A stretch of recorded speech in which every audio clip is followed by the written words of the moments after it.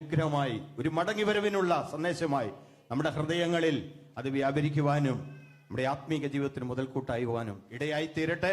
തുടർന്നുള്ള സമയം കർത്താവിന്റെ ദാസൻ പാസ്റ്റർ അനീഷ് കാവാലം ദൈവത്തിന്റെ വചനത്തിൽ കൂടെ നമ്മളോട് സംസാരിക്കുന്നതായിരിക്കും. കർത്താവിന്റെ ദാസനെ അതിനായി ക്ഷണിക്കുന്നു. നമുക്ക് കരങ്ങളടിച്ച് കർത്താവിന്റെ ദാസനെ സ്വീകരിക്കാം.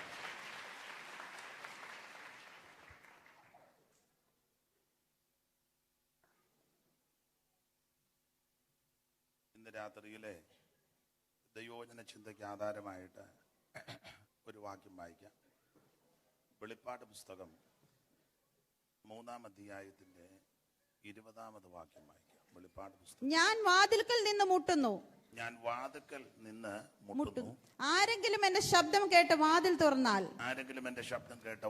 തുറന്നാൽ ഞാൻ അവന്റെ അടുക്കൽ ചെന്ന് അവനോടും അവൻ എന്നോടും കൂടെ അത്താഴം കഴിക്കും. നമുക്ക് ഒരു നിമിഷം കൂടെ പ്രാർത്ഥിക്കാം. മഹത്വാനാകുന്ന ഞങ്ങളുടെ ദൈവമേ, നല്ല രാത്രിക്കായി സ്തോത്രം. ഈ റീജിയൻ കൺവെൻഷന്റെ രാത്രി യോഗത്തിന്റെ ഒടുവിലത്തെ സമയം ഞങ്ങൾക്കൊന്നിച്ച് സമ്മേളിപ്പാൻ ദൈവസംഗതി വരുത്തി. രാവിലെ മുതൽ തൃപ്പാദപീഠത്തിലിരിപ്പാനും വിവിധ ആത്മീക ശുശ്രൂഷകളിൽ സംബന്ധിപ്പാൻ അങ്ങയെ മഹത്വപ്പെടുത്തുവാൻ ഞങ്ങൾക്ക് കൃപ നൽകി. ശുശ്രൂഷകളിലെല്ലാം അങ്ങയുടെ കൃപ ചൊരിഞ്ഞല്ലോ. നല്ല വിടുതലിന്റെ സാക്ഷി ഞങ്ങളെ കേൾപ്പിച്ചു. വാത്സല്യ മകനെ വീണ്ടും ബലപ്പെടുത്തണമേ. നിന്റെ ദാസന്മാർക്കായിട്ട് സ്തോത്രം ചെയ്യുന്നു. എല്ലാവരുടെ മേലും വീണ്ടും കൃപ പകരണമേ. അല്പസമയങ്ങൾ കൂടെ ഞങ്ങൾ തിരുവചനം ധ്യാനിപ്പാൻ ആശിക്കുന്നു. സന്നിധി ബോധം ഞങ്ങൾക്ക് നൽകണം. പ്രിയപുത്രനെ ഞങ്ങളെ കൂടി മഹത്വപ്പെടുത്തേണം. ക്രിസ്തുവേശുവിന്റെ നിസ്തുല്യ നാമത്തിൽ താഴ്മയോടുകൂടി അപേക്ഷിക്കുന്നു. ദയമൂലം കേൾക്കണം സ്വർഗസ്ഥ പിതാവേ, ആമേൻ. നമ്മുടെ കരവും ശബ്ദവും ഉയർത്തി ദൈവത്തെ സ്തുതിക്കാം. ഹല്ലേലൂയ. ഈ നല്ല രാത്രിക്കായിട്ട് ദൈവത്തെ സ്തുതിക്കുന്നു. കഴിഞ്ഞ രാത്രിയിലും ഇന്ന് പകലും നിങ്ങളോടൊരുമിച്ച് ദൈവത്തിന്റെ വചനം പങ്കുവയ്ക്കുവാൻ ദൈവം സാവകാശം നൽകി. അതുകൊണ്ടും ഇന്ന് രാത്രിയിലും ദൈവസന്നിധിയിൽ ഇങ്ങനെ ഒന്നിച്ചുകൂടി ദൈവവചനമായി നിൽപ്പാൻ ദൈവം നൽകുന്ന അവസരങ്ങൾക്കായിട്ട് സ്തോത്രം. ഈ ശുശ്രൂഷയ്ക്കായിട്ട് എന്നെ ക്ഷണിച്ച ചുമതലപ്പെട്ട എല്ലാ കർത്തൃദാസന്മാർക്കും ചുമതലപ്പെട്ട പ്രിയപ്പെട്ടവർക്കും കർത്തൃനാമത്തിൽ വീണ്ടും നന്ദിയും വന്ദനവും ചൊല്ലുന്നു. എല്ലാ ദൈവമക്കൾക്കായിട്ടും ദൈവത്തെ സ്തുതിക്കുന്നു. ഇന്ന് രാത്രിയിലെ യോഗാധ്യക്ഷൻ, വേദിയിലായിരിക്കുന്ന ഈ റീജിയന്റെ ചുമതല വഹിക്കുന്ന കർത്തൃദാസന്മാർ എല്ലാവർക്കും, കൂടപ്പെട്ട എല്ലാ ദൈവദാസിദാസന്മാർക്കും വേഗം വരുന്ന യേശുക്രിസ്തുവിന്റെ നിസ്തുല്യ നാമത്തിൽ ഈ സന്ധ്യയിൽ വന്ദനം. ശാന്തമായ അന്തരീക്ഷത്തിൽ ദൈവത്തിന്റെ വചനത്തിൽ നിന്ന് അല്പസമയങ്ങൾ നമുക്ക് ധ്യാനിക്കാം. എങ്കിലും 1-2 വാചകത്തിലൊന്ന് പരിചയപ്പെടുത്തുന്നത് യോഗ്യമാണെന്ന് തോന്നുന്നു. ഈ രാജ്യത്ത് വരുവാൻ ദൈവം സാവകാശം ഒരുക്കി. ചില ദിവസങ്ങൾ ഈ രാജ്യത്ത് ശുശ്രൂഷയിലായിരിക്കാൻ കർത്താവിൽ ആശിക്കുന്നു. ദൈവഗതത്തിനായിട്ട് ഏൽപ്പിക്കുന്നു. എൻ്റെ പേര് ഉറപ്പിച്ചതുപോലെ അനീഷ് എന്നാണ്. സ്വന്തം സ്ഥലം ആലപ്പുഴ ഡിസ്ട്രിക്റ്റിൽ കാവാലം എന്ന് പറയുന്ന സ്ഥലത്താണ് സ്വദേശം. കൃപയാല് രക്ഷിക്കപ്പെടുവാൻ ദൈവം ഭാഗ്യം നൽകി. ഞാനൊരു ഹൈന്ദവ പശ്ചാത്തലത്തിലാണ് ജനിച്ച് വളർത്തപ്പെട്ടത്. എൻ്റെ ജനനത്തിൽ വെച്ച് തന്നെ ഈ ലോകത്ത് ഞാൻ മാറ്റപ്പെടേണ്ടതായിരുന്നുവെങ്കിലും ദൈവം എന്നെ രക്ഷിച്ചു. സാക്ഷ്യമെല്ലാം പറഞ്ഞാൽ വചനത്തിൽ നിന്ന് സംസാരിപ്പാൻ സമയം തികയാതെ വരും. അതുകൊണ്ട് ഭാഗമധികം വിവരിക്കുന്നില്ല. എൻ്റെ അമ്മയുടെ 2ാമത്തെ പ്രസവത്തിൽ ഞങ്ങൾ 3 ആൺകുട്ടികളായിരുന്നു. 3 പേരും മരിച്ചുവെന്ന് പറഞ്ഞ് മാറ്റി കിട്ടു. അത്ഭുതകരമായിട്ട് എൻ്റെ കാല് ചലിച്ചു. അങ്ങനെ അവർക്ക് സംശയമൊന്നും എടുത്തുകൊണ്ടുപോയി. അങ്ങനെ ഞാൻ രക്ഷപ്പെട്ടു. മറ്റു 2 ആൺകുട്ടികളെ മാതാവിൻ്റെ വീട്ടിൽ കൊടുത്ത് മറവ് ചെയ്തു. 3ാമത്തെ കുട്ടി അത്ഭുതകരമായിട്ട് രക്ഷപ്പെട്ടു. അങ്ങനെ ജനനത്തിൽ വെച്ച് രക്ഷപ്പെടുവാൻ ദൈവം ഭാഗ്യം നൽകി. ഞങ്ങള് ഹൈന്ദവരായതുകൊണ്ട് വന്നത്തെ വിശ്വാസ ആചാര അനുഷ്ഠാനങ്ങളിലൊക്കെ വളരെ താല്പര്യരായതുകൊണ്ട് ആ നിലയിൽ ഒക്കെയാണ് വളർന്നതും വളർത്തി കൊണ്ടുവന്നതും. എല്ലാ ദിവസവും ഓർമ്മയായ സമയം മുതൽ എല്ലാ ദിവസവും രാവിലെ വൈകിട്ടും ക്ഷേത്ര ദർശനം നടത്തുകയും പ്രാർത്ഥിക്കുകയും ചെയ്യും. രക്ഷിക്കപ്പെട്ട അന്നും ക്ഷേത്രത്തിൽ പോയിച്ചു വരുമ്പോഴാണ് രക്ഷിക്കപ്പെടുന്നത് എന്ന് പറഞ്ഞാൽ ഇതുപോലെ വളരെ ഭക്തി നിർഭരമായ ഒരു അന്തരീക്ഷത്തിൽ വളർന്നു. പഠിച്ചുകൊണ്ടിരുന്നപ്പോൾ രക്ഷിക്കപ്പെടുവാൻ ദൈവം ഭാഗ്യം നൽകി. സുഖമില്ലാതെ വളരെ പ്രയാസപ്പെട്ട് ടൈഫോയിഡ് വന്നു കൂടി. നെഞ്ചിന് ബുദ്ധിമുട്ടുകൾ നേരിട്ടു. ഏറെ ചികിത്സകൾ ചെയ്തു. സൗഖ്യമൊന്നും ലഭിച്ചില്ല.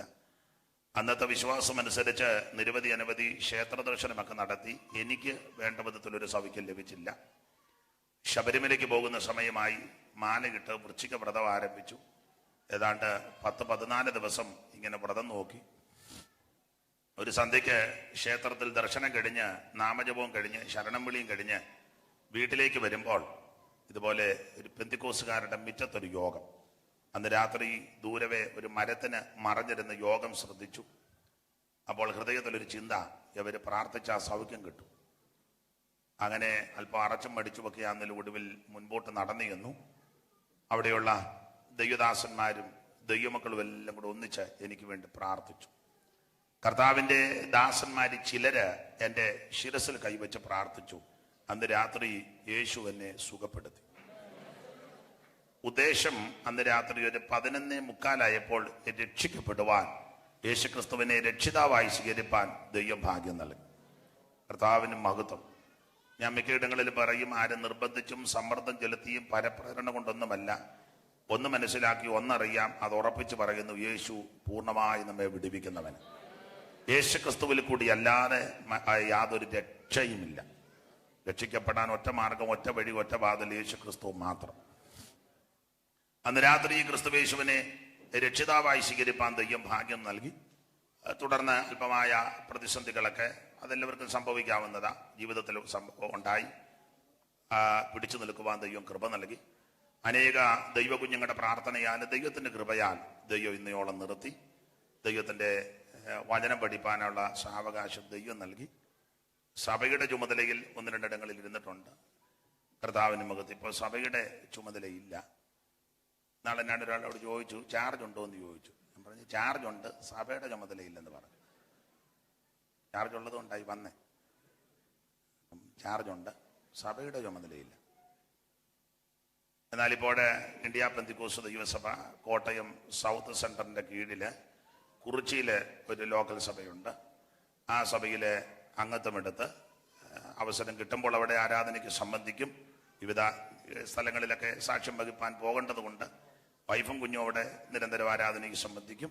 എനിക്കും അവസരം കിട്ടുമ്പോൾ അവിടെ ശുശ്രൂഷയിൽ സംബന്ധിക്കാറുണ്ട്. കർത്താവിന് മഹത്വം. അങ്ങനെ കർത്താവിനെ സാക്ഷിച്ചും ശുശ്രൂഷിച്ചും ഇന്നയോളമായിരിക്കാൻ ദൈവം ഭാഗ്യം നൽകി. ഇന്ന് രാത്രിയിലും ഈ ദിവസങ്ങളിൽ ഈ രാജ്യത്ത് ഇങ്ങനെ വന്ന് ബഹുമാന്യരായ നിങ്ങളോട് ഒരുമിച്ച് വേദി പങ്കിടുന്നതിൽ വളരെ സന്തോഷിക്കുകയും ദൈവത്തെ മഹത്വപ്പെടുത്തുകയും ചെയ്യും. ഞാൻ മിക്കപ്പോഴും അത്ഭുതപ്പെട്ടായി ഇരിക്കുന്നത് എങ്ങനെയൊക്കെ ഇങ്ങനെ വന്നെന്നുള്ളതാണ്. സ്തോത്രം. ഞാൻ പരമാർത്ഥം പറയുക, എന്നേക്കാൾ പ്രഗത്ഭന്മാരും മിടുക്കന്മാരും ശ്രേഷ്ഠന്മാരും ദൈവവചനത്തിൽ അഗാധ പാണ്ഡിത്യമുള്ളവരും ആത്മീക പാരമ്പര്യമുള്ളവരും കാണാൻ കൊള്ളാവുന്നവരും ഒത്തിരി ഉണ്ട്. അതിനിടെ ഞാൻ ഇതെങ്ങനെ വന്നെന്നുള്ളതാണ്. പണ്ട് ഒരു കഥ കേട്ടിട്ടുണ്ട്, നിങ്ങൾക്ക് അറിവുള്ള കഥ, ആ സന്ദർഭം വന്നുകൊണ്ടെന്ന് പറയുന്നതേ ഉള്ളൂ. രാജാവിൻ്റെ മോളെ കല്യാണം കഴിക്കണം. അപ്പം അതിന് ഒറ്റ കണ്ടീഷനാണ് വെച്ചിരിക്കുന്നത്, മുതലക്കുളത്തിനകത്തൂടെ ചക്കര കയറണം. വലിയ ചീങ്കണ്ണി കിടക്കുക, കുളം നിറച്ച് ചീങ്കണ്ണിയാണ്. അപ്പോൾ രാജാവിൻ്റെ മോളെ വിവാഹം കഴിക്കുന്നവന് മുതലും രാജ്യവും അധികാരമെല്ലാം കൊടുക്കുക.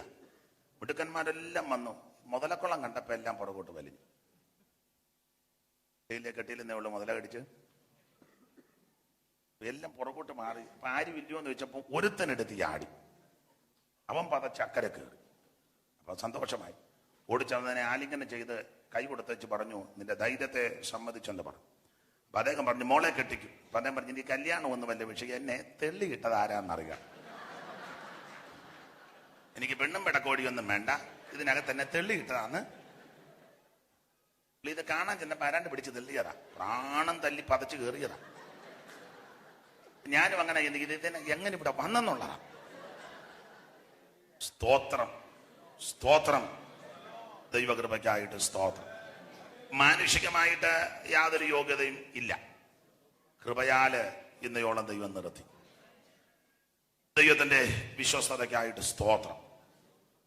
ഞാനിവിടെ വന്നപ്പോൾ എനിക്ക് ഈ ഉള്ളത് തുറന്നു പറയുന്ന ഒരു പ്രകൃതി എനിക്കുണ്ട്.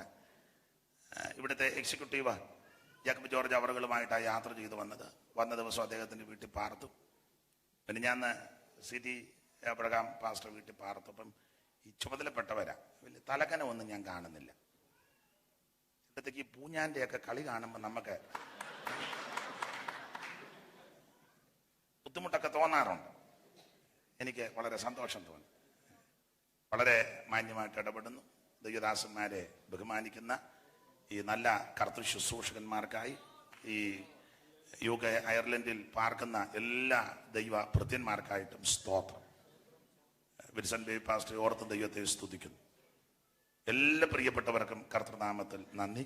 ശാന്തമായിട്ട് അല്പസമയങ്ങൾ നമുക്ക് ദൈവവചനം ചിന്തിക്കാം. അതിനാധാരമായിട്ട് വായിച്ചത് വെളിപ്പാട് പുസ്തകം 3-ാം അധ്യായത്തിന്റെ 20-ാം വാക്യമാണല്ലോ. ഒരിക്കൽ കൂടി വായിച്ചാൽ, ഞാൻ വാതിൽക്കൽ നിന്ന് മുട്ടുന്നു, ആരെങ്കിലും എന്റെ ശബ്ദം കേട്ട് വാതിൽ തുറന്നാൽ ഞാൻ അവന്റെ അടുക്കൽ ചെന്ന് അവനോടും അവൻ എന്നോടും കൂടെ അത്താഴം കഴിക്കും.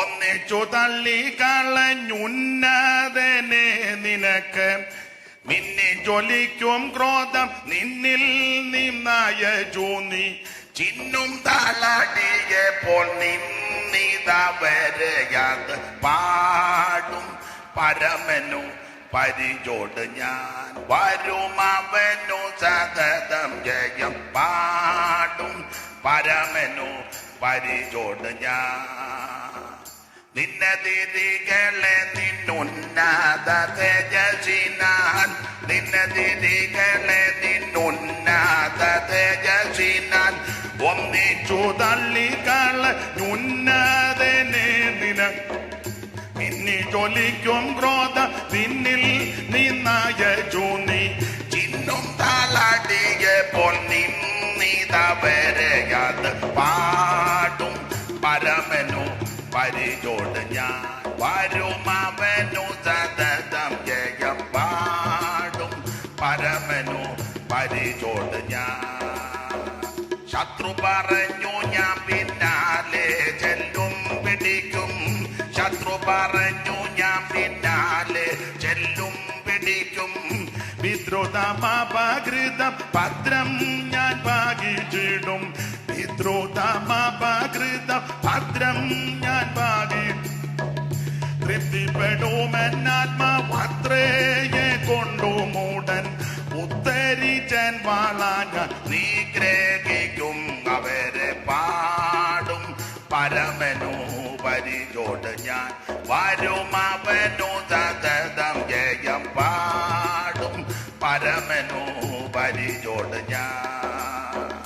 ഉൾപ്രവേശിപ്പിച്ചു നിൻ സൽപൂരത്തിലവരെ, ഉൾപ്രവേശിപ്പിച്ചു നിൻ സൽപൂരത്തിലവരെ തോൽപ്പാർപ്പിനായി സ്ഥാപിച്ച ശുദ്ധ സ്ഥലത്തു തന്നെ കേൾപ്പുള്ള നിന്നവക ശാൽപേദരാത്രി തന്നിൽ നിൽപ്പാനരുളും ഭവൻ സൽപാലകനായി വാഴും പാടും പരമനു പരിചോട് ഞാൻ വരും അവനു സതതം ജയം പാടും പരമനു പരിചോട് ഞാൻ.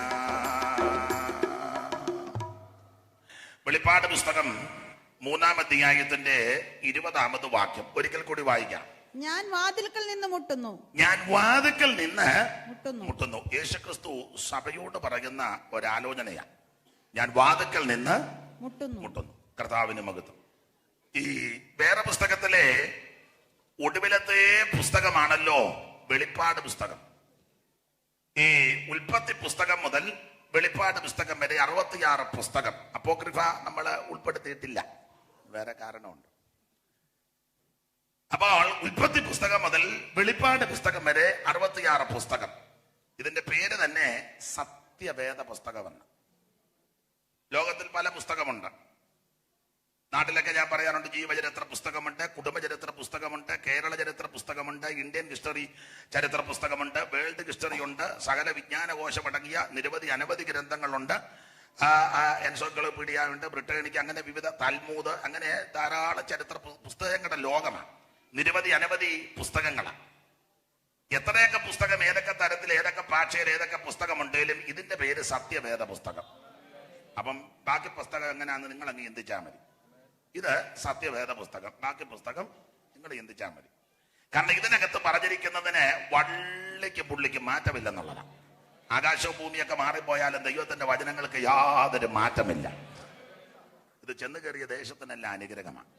ഇത് വന്നു കയറിയ നാടിനെല്ലാം അനുഗ്രഹമാണ്. ഇതിരിക്കുന്ന വീടിന് അനുഗ്രഹമാണ്. ഇതെടുത്തവർക്കെല്ലാം ഗുണമാണ്. അവരുടെ സന്തതിക്ക് അനുഗ്രഹമാണ്. സന്തതിയുടെ സന്താനങ്ങൾക്ക് അനുഗ്രഹമാണ്. ഇതെടുത്തവർക്ക് ആർക്കും ഒരു ദോഷവും വന്നിട്ടുമില്ല, വരത്തുമില്ല. ഈ പുസ്തകം വന്നതാണ് നമ്മുടെ ഭാഗ്യം. Praise the Lord. അപ്പോൾ ഇത് സത്യവേദ പുസ്തകം. ലോകത്തിൽ പല പുസ്തകമുണ്ടെങ്കിലും ഇതുപോലെ ശ്രേഷ്ഠതയേറിയ മറ്റൊരു പുസ്തകമില്ല. ഞാൻ പറയാറുണ്ട്, ഈ പുസ്തകം പിടിച്ചുകൊണ്ട് എവിടെയും ചെല്ല. മരണ വീട്ടിൽ ചെല്ല, കല്യാണ വീട്ടിൽ ചെല്ല, കുഞ്ഞിനെ പ്രതിഷ്ഠയ്ക്ക് നടത്തിയല്ല, അതുപോലെ തന്നെ വീട് കൂതാശയ്ക്ക് പുസ്തകമായിട്ട് ചെല്ല, മറ്റേ ഓഫീസുകളിൽ പുസ്തകമായിട്ട് ചെല്ല, ഇന്ത്യയിലാണെങ്കിൽ അങ്ങ് മോദിയുടെയൊക്കെ പുസ്തകമായിട്ട് ചെല്ല, തിരുവനന്തപുരത്താണെങ്കിൽ പിണറായി വിജയനുടെയൊക്കെ പുസ്തകമായിട്ട് ചെല്ലാം. അതൊരു ബഹുമാനമാണ്. അതുപോലെ പിന്നെ വൈറ്റ് ഹൗസിൽ പുസ്തകം ഉണ്ടല്ലോ. അപ്പൊ ഈ പുസ്തകമായിട്ട് എവിടെ ചെല്ലാം. മറ്റ് പുസ്തകമായിട്ട് എല്ലായിടത്തും എപ്പോഴും കയറി ചെല്ലാൻ ഒക്കത്തില്ല. ഈ പുസ്തകമായിട്ട് എവിടെയും നമുക്ക് ചെല്ലാം. ഇതെടുത്തവർക്കല്ല അനുഗ്രഹമാണ്. പണ്ട് ഞാനെപ്പോഴും പറയും, ഈ നാട്ടിൽ നിന്നാണല്ലോ നമ്മളിവിടെ വന്നത്. പണ്ട് സ്കൂളിൽ പഠിച്ചതാ ഈ കുചേലവൃത്തം. അതിനകത്ത് 2 ശീല് പാട്ടുണ്ട് ഇങ്ങനെ: മുണ്ടിൽ പൊതിഞ്ഞ പൊതിയും മുഖ്യമായ പുസ്തകവും, മുണ്ടിൽ പൊതിഞ്ഞ പൊതിയും മുഖ്യമായ പുസ്തകവും, രണ്ടും കൂടി കക്ഷത്തിങ്കൽ ഇടുക്കിക്കൊണ്ട്, രണ്ടും കൂടി കക്ഷത്തിങ്കൽ. അതവിടെ വെക്കാനേ കൊള്ളുകൊള്ളു. സ്തോത്രം. ഇത് മാറോട് ചേർത്ത് പിടിക്കുന്ന പുസ്തകമാണ്. അല്ലേ അച്ഛാ? ഒന്ന് ഇടയ്ക്കൊക്കെ ഒന്ന് പറഞ്ഞു കൊടുക്കാനേ പുള്ളിക്കും സന്തോഷം വന്നേനെ. നമുക്കൊട്ടും അറിയത്തില്ല. ഇടയ്ക്ക് നമ്മൾ തന്നെ ആസ്വദിച്ചാൽ പോരല്ലോ. സ്തോത്രം. അപ്പൊ ശ്രദ്ധിക്കുക, ഇതുപോലെ മറ്റൊരു പുസ്തകമില്ല. ഈ പുസ്തകം എടുത്തുകൊണ്ട് നിൽക്കുന്നത് തന്നെ ഒരു അനുഗ്രഹമാണ്. സ്തോത്രം. ഞാൻ ഈ പുസ്തകം എടുത്തുകൊണ്ടല്ലോ നിങ്ങൾ എന്നെ ഇവിടെ കൊണ്ടുവന്നതും ഞാനിവിടെ നിൽക്കുന്നതും. എൻ്റെ പിതാവിന് കള്ളുഷാപ്പിലെ ജോലിയാണ്. ഞാൻ 2 കുപ്പിയും ഒരു പ്ലേറ്റും ഒരു ഉടുക്കയും ഒരു എല്ലുമുട്ടിയായിട്ട് ഇവിടെ വന്നാൽ നിങ്ങൾ എന്നെ കയറ്റുമോ? വരികയല്ല, അത് വേറൊരു വിഷയം. സ്തോത്രം. ഇതെടുത്തതാ ഭാഗ്യം. Praise the Lord. ഇതെടുത്തതാണ് നമ്മുടെ യോഗ്യത. അപ്പോൾ വേദപുസ്തകത്തിന്റെ ഒടുവിലത്തെ പുസ്തകമാണ് വെളിപ്പാട് പുസ്തകം. ഈ രാമായണത്തെ നാട്ടിലൊക്കെ പ്രസംഗിക്കുമ്പോൾ പറയും, രാമായണത്തെ കാണ്ഡങ്ങളായിട്ടാണ് തിരിച്ചിരിക്കുന്നത്. അയോധ്യാകാന്ഡം, ബാലകാന്ഡം, കിഷ്കിന്ധകാന്ഡം, സുന്ദരകാന്ഡം, കാണ്ഡമായിട്ടാണ്. ഭഗവത്ഗീതയെ യോഗഭാഗങ്ങളായിട്ടാണ്. അർജുന വിഷാദ യോഗം, സാംഖ്യയോഗം, ഗുണയോഗം, ഇങ്ങനെ യോഗഭാഗങ്ങളായിട്ടാണ്. മഹാഭാരതത്തെ പർവ്വങ്ങളായിട്ടാണ്. ദ്രോണപർവം, ഭീഷ്മപർവം, കർണപർവം, പർവം. രാമായണത്തെ കാണ്ഡം. ഭഗവത്ഗീതയെ യോഗം. ഈ വേദപുസ്തകത്തെ പുസ്തകമായിട്ടാണ്. ഉൽപ്പത്തി പുസ്തകം, പുറപ്പാട് പുസ്തകം, ലേവ്യ പുസ്തകം, സംഖ്യാ പുസ്തകം, ആവർത്തന പുസ്തകം, യോശുവയുടെ പുസ്തകം, ഇങ്ങനെ പുസ്തകം. അങ്ങനെ പുസ്തകം പഠിച്ചു വരുമ്പോൾ ഒടുവിലത്തെ പുസ്തകമാണ് വെളിപ്പാട് പുസ്തകം. സ്തോത്രം. വേദഗ്രന്ഥത്തിലെ ദിവ്യവചനങ്ങൾ മാധുര്യമേറിടും തേനിനേക്കാൾ, പാതയ്ക്കു ദീപവും ആത്മാവിൻ വാളതും പാറയെ പൊട്ടിക്കും ചുറ്റികയും, പാരിലിതുപോലെ മറ്റൊരു ഗ്രന്ഥവും പാരായണം ചെയ്തിട്ടില്ല ന്യൂനം. 2 ഭാഗങ്ങളങ്ങുണ്ടതിലാകവെയുണ്ട 66 പുസ്തകങ്ങൾ. ഉൽപ്പത്തി തൊട്ടു മലാഖി വരെയുള്ള 39 പുസ്തകങ്ങൾ. ഉൽപ്പത്തി, പുറപ്പാടു, ലേവ്യ, സംഖ്യ, പിന്നെ ആവർത്തനം എന്നീ പഞ്ചഗ്രന്ഥം. അത്രയും കേട്ടാൽ മതി. സ്തോത്രം പറയാതില്ലേ ഇരിക്കുന്നേ? അപ്പൊ അതിന്റെ ആവശ്യമുള്ളൂ. സ്തോത്രം. അപ്പൊ ഇതുപോലെ വേറൊരു പുസ്തകമില്ല. ആ വരി ഇങ്ങനെ എടുത്തിരിക്കുന്നത്: പാരിലിതുപോലെ മറ്റൊരു ഗ്രന്ഥവും പാരായണം ചെയ്തിട്ടില്ല ന്യൂനം. 2 ഭാഗങ്ങളങ്ങുണ്ടതിലാകവെയുണ്ട 66 പുസ്തകങ്ങൾ. അപ്പൊ ഇതുപോലെ മറ്റൊരു ഗ്രന്ഥം ഉലകത്തിലില്ല, ഉണ്ടാകത്തുമില്ല. കാരണം ഇത് ദൈവശ്വാസ്യമാണ്. 40 എഴുത്തുകാര് പലയിടങ്ങളിൽ, പല ഗാനകളിൽ, പല സ്ഥലങ്ങളിൽ, പല ജീവിത രീതികളിൽ ജീവിച്ചവർ. ആരുവാരും തമ്മിലൊരു ബന്ധമോ ഇടപാടോ തന്നെ യാതൊരു മാർഗവുമില്ലാതിരുന്ന കാലത്ത്, ആരുവാരും തമ്മിൽ കാണാതിരുന്ന, ഇന്നത്തെ പോലെ ഇന്റർനെറ്റോ മൊബൈലോ മീഡിയ മാധ്യമങ്ങളോ ഒന്നുമില്ല ഇല്ലാതിരുന്ന കാലത്ത് പല കാലയളവിൽ ജീവിച്ച 40 എഴുത്തുകാര്, പല സ്വഭാവക്കാര്, ഗവർണർമാരുണ്ട്, മന്ത്രിമാരുണ്ട്, ഡോക്ടർമാരുണ്ട്, മീൻ പിടിക്കുന്നവരുണ്ട്, കരം പിടിച്ച പുള്ളിക്കാരുണ്ട്, കരം പിരിച്ചവരുണ്ട്. അങ്ങനെ പല ടൈപ്പിൽപ്പെട്ട ആൾക്കാർ പല ഇടങ്ങളിൽ ഇരുന്ന് എഴുതി ചേർത്ത് കൊണ്ടുവന്നതാ. പക്ഷേ ഈ ക്രമീകരിച്ച് വന്നപ്പോ കൃത്യം ഒത്തെന്നുള്ളതാ. മറ്റേതൊന്നും ഇത്ര ഒത്തിട്ടില്ല. ഒന്നൊന്നിനോട് ചോദിക്കുന്നില്ല. നമുക്ക് ഇത് പിടിക്കുന്നതുകൊണ്ടാ, നമ്മുടെ തുലിയക്കാർ പിടിക്കുന്നതുകൊണ്ടല്ല. ഞാൻ വേറെ കാര്യം പറഞ്ഞേനെ. അത് കാരണം നമ്മുടെ ആളാ, എന്നാൽ ഇത് പിടിച്ച് അങ്ങോട്ട് ഇട്ടേച്ച് രണ്ടടി അടിക്കുമ്പോൾ നമ്മുടെ പള്ളയാ പോകുന്നത്. അപ്പം അങ്ങോട്ട് ഇട്ടേച്ച് നമുക്കൊരു തോണ്ടിയാൽ മതി. നമുക്ക് ഈ പൂച്ചയ്ക്ക് കളിയാ, എലിയുടെ കണ്ണിൽ കൂടെ പ്രാണം പോവുക. ഈ എലി ഇങ്ങനെ വരുമ്പോൾ പൂച്ച ഇങ്ങനെ തട്ടും. അപ്പം എലി അങ്ങോട്ട് കാണുമ്പോൾ പൂച്ച അങ്ങനെ തട്ടും. അപ്പം തട്ടി നിൽക്കുക, എലിയുടെ കണ്ണിൽ കൂടെ ഈവൻ പോവുക. അപ്പം നിങ്ങൾക്ക് ഇങ്ങനെ തട്ടി തോണ്ടി, ഇല്ല പാമ്പ് പിടിച്ച കേബ്രാമിനെ തട്ടി തോണ്ടി ഒരു പരുവത്തിലാക്കി. അല്ല, ഞാൻ പുള്ളിക്ക് വക്കാലത്ത് പിടിച്ച് പറഞ്ഞില്ല, പരമാർത്ഥം പറഞ്ഞതാ. അതേ ഭാഗത്ത് എവിടെയോ പ്രസംഗിച്ചു, ശരിയാ. അത് ഞാൻ പ്രസംഗത്തിനൊന്നും മാർക്കിടാൻ ഞാൻ ആളല്ല, പക്ഷേ ദോഷം ഒപ്പിച്ചു വെച്ചു. അങ്ങനെ എത്രയോ പേർക്ക് ദോഷം ഒപ്പിച്ചു വെച്ചു. ഇപ്പോഴും ദോഷം ഒപ്പിക്കാനായി വന്ന് ഇരിക്കുന്നത്. അതുകൊണ്ട് സ്തോത്രം. പലരും മൊബൈലുമൊക്കെ മൊബൈൽ പിടിക്കുമ്പോൾ ഞാൻ പലതും പറയത്തില്ല, കാരണം അങ്ങ് വിഴുങ്ങുക. സ്തോത്രം. അപ്പൊ പിടിക്കാതിരിക്കുകയാണെങ്കിൽ പലതും പറയാം. അപ്പൊ ശ്രദ്ധിക്കുക എല്ലാവർക്കായിട്ടും. സ്തോത്രം. അപ്പൊ ഇതുപോലെ വേറൊരു ഗ്രന്ഥം, വേറൊരു പുസ്തകം ഉലകത്തിലില്ലെന്നുള്ള. സ്തോത്രം, സ്തോത്രം. അപ്പോൾ വേദപുസ്തകത്തിലെ ഒടുവിലത്തെ പുസ്തകമാണ് വെളിപ്പാട് പുസ്തകം. നമുക്കറിയാം, മറനീക്കി വെളിപ്പെടുത്തി കിട്ടിയ പുസ്തകമാണ്. ഈ നാട്ടിലൊക്കെ വെളിവില്ലാത്ത ആൾക്കാര് വെളിപാട് പുസ്തകം എന്ന് പറയും. അത് വെളിവില്ലാത്തതിന്റെ ഒരു ലക്ഷണമാണ്. വെളിപാട് പുസ്തകം, വെളിപാടല്ല, പിന്നെയോ 1-ാം വാക്യം 1:1. യേശുക്രിസ്തുവിന്റെ വെളിപ്പാട്. അതെവിടെയാ വായിക്കുന്നത്? വായിച്ചു. യേശുക്രിസ്തുവിന്റെ വെളിപ്പാട്. യേശുക്രിസ്തുവിന്റെ വെളിപ്പാട്. അപ്പോൾ ഈ പുസ്തകം വെളിപ്പാട് പുസ്തകമാണ്. ശ്രദ്ധിക്കുക, മറനീക്കി വെളിപ്പെടുത്തി കിട്ടിയ കാര്യങ്ങളാണ്. മറച്ചു വെച്ച കാര്യമെല്ലാം കൂടെ സമയം അപ്പോൾ മറയങ്ങ് മാറ്റി കൃത്യം വെളിപ്പെടുത്തി. സ്തോത്രം. അതാ വെളിപ്പാട് പുസ്തകം. നാട്ടിലൊക്കെ ഞാൻ പറയും, നമ്മൾ പാലവും റോഡും ഒക്കെ പണി തീർത്ത് കഴിയുമ്പോൾ പാലത്തിന്റെ ഇങ്ങേ തലയ്ക്കലോ അങ്ങേ തലയ്ക്കലോ മാർബിളിൽ എഴുതി വെക്കും ഗതാഗത മന്ത്രിയുടെ പേര്, റവന്യൂ മന്ത്രി അല്ലെങ്കിൽ MP, MLA, ജില്ലാ പഞ്ചായത്ത് പ്രസിഡന്റ്, വാർഡ് മെമ്പർ, നാട്ടിലെ പൗരപ്രമുഖന്മാരുണ്ടെങ്കിൽ അങ്ങനെ PWയുടെ ചുമതലപ്പെട്ടവരവരുടെ പേരൊക്കെ മാർബിളി എന്നെല്ലാം മറച്ചു വെക്കും. എന്നുവെച്ചാൽ സമയമായപ്പോൾ ഗതാഗത മന്ത്രിയായിരിക്കും സാധാരണ. നമ്മുടെ നാട്ടിലെ ഗതാഗതം വാഴുന്നില്ല. അപ്പം പിന്നെ കുഴപ്പമില്ല, പുള്ളിയെ കേട്ടിട്ടുണ്ട്, വാഴും. കാരണം പുള്ളി കഴിഞ്ഞ ദിവസം പറഞ്ഞു, ദൈവം എന്നെ ഇത്രത്തോളം കൊണ്ടുവന്നത്, അതുകൊണ്ട് മിക്കവാറും ഇത് ഗുണമാകുമെന്നാണ് എൻ്റെ വിശ്വാസം. ദൈവം കൊണ്ടുവന്നെന്ന് പുള്ളി പറഞ്ഞു. അപ്പൊ എന്തായാലും മന്ത്രി വന്ന് നാട മുറിച്ച് കഴിയുമ്പോൾ ആ സമയമാകുമ്പോൾ കർട്ടൻ അങ്ങ് മാറ്റും. കർട്ടൻ മാറ്റി കഴിയുമ്പം മറച്ചു വെച്ചതെല്ലാം വെളിപ്പെട്ട് കിട്ടും. എന്ന് പറഞ്ഞ പോലെ സർവജ്ഞാനിയായ ദൈവം തന്റെ തിരുഗതത്തിൽ നിർണയപ്രകാരം ഭാവി കാലത്തിൽ, ലോകത്തിൽ, സമൂഹത്തിൽ, ഈ കാലത്തിൽ ആമൻ ഈ ഭൂമിക്ക്, ആകാശത്തിന്, നക്ഷത്രമണ്ഡലങ്ങൾക്ക്, മാനവരാശിക്ക്, രാഷ്ട്രങ്ങൾക്ക് സംഭവിപ്പാനുള്ള സകല വിഷയങ്ങളും എഴുതി കുറിച്ചു വെച്ചു. അത് സമയമായപ്പോൾ മറ നീക്കി വെളിപ്പെടുത്തി കൊടുത്തു. അതാതിന്റെ വെളിപ്പാട് പുസ്തകം. കർത്താവിന്റെ മഹത്വം. ഈ വെളിപ്പാട് പുസ്തകത്തിന് വേറൊരു വിശേഷണ പദം നമുക്കറിയാം, ഏഴുകളുടെ പുസ്തകമെന്ന. കാരണം തുടക്കം മുതൽ ഒടുക്കം വരെ ഏഴുകളാണ്. 7ന്റെ പട്ടിക, 7ന്റെ കണക്ക് അവിടെ കാണാം. 7 സഭ, 7 നിലവിളക്ക്, 7 നക്ഷത്രം, 7 ദൂതന്മാർ, 7 ആത്മാക്കൾ, 7 ദൈവാത്മാക്കൾ, 7 കണ്ണുകൾ, 7 സഭകള്, അതുപോലെ തന്നെ 7 ക്രോധകലശങ്ങൾ, 7 കലശങ്ങൾ, 7 കാകളങ്ങൾ, 7 തലകൾ, 7 മലകൾ, 7 മുടികൾ. ഇങ്ങനെ 7കളുടെ ഒരു വലിയ പട്ടിക വെളിപ്പാട് പുസ്തകത്തിൽ നമ്മൾ പഠിക്കുന്നുണ്ട്. 7കൾ.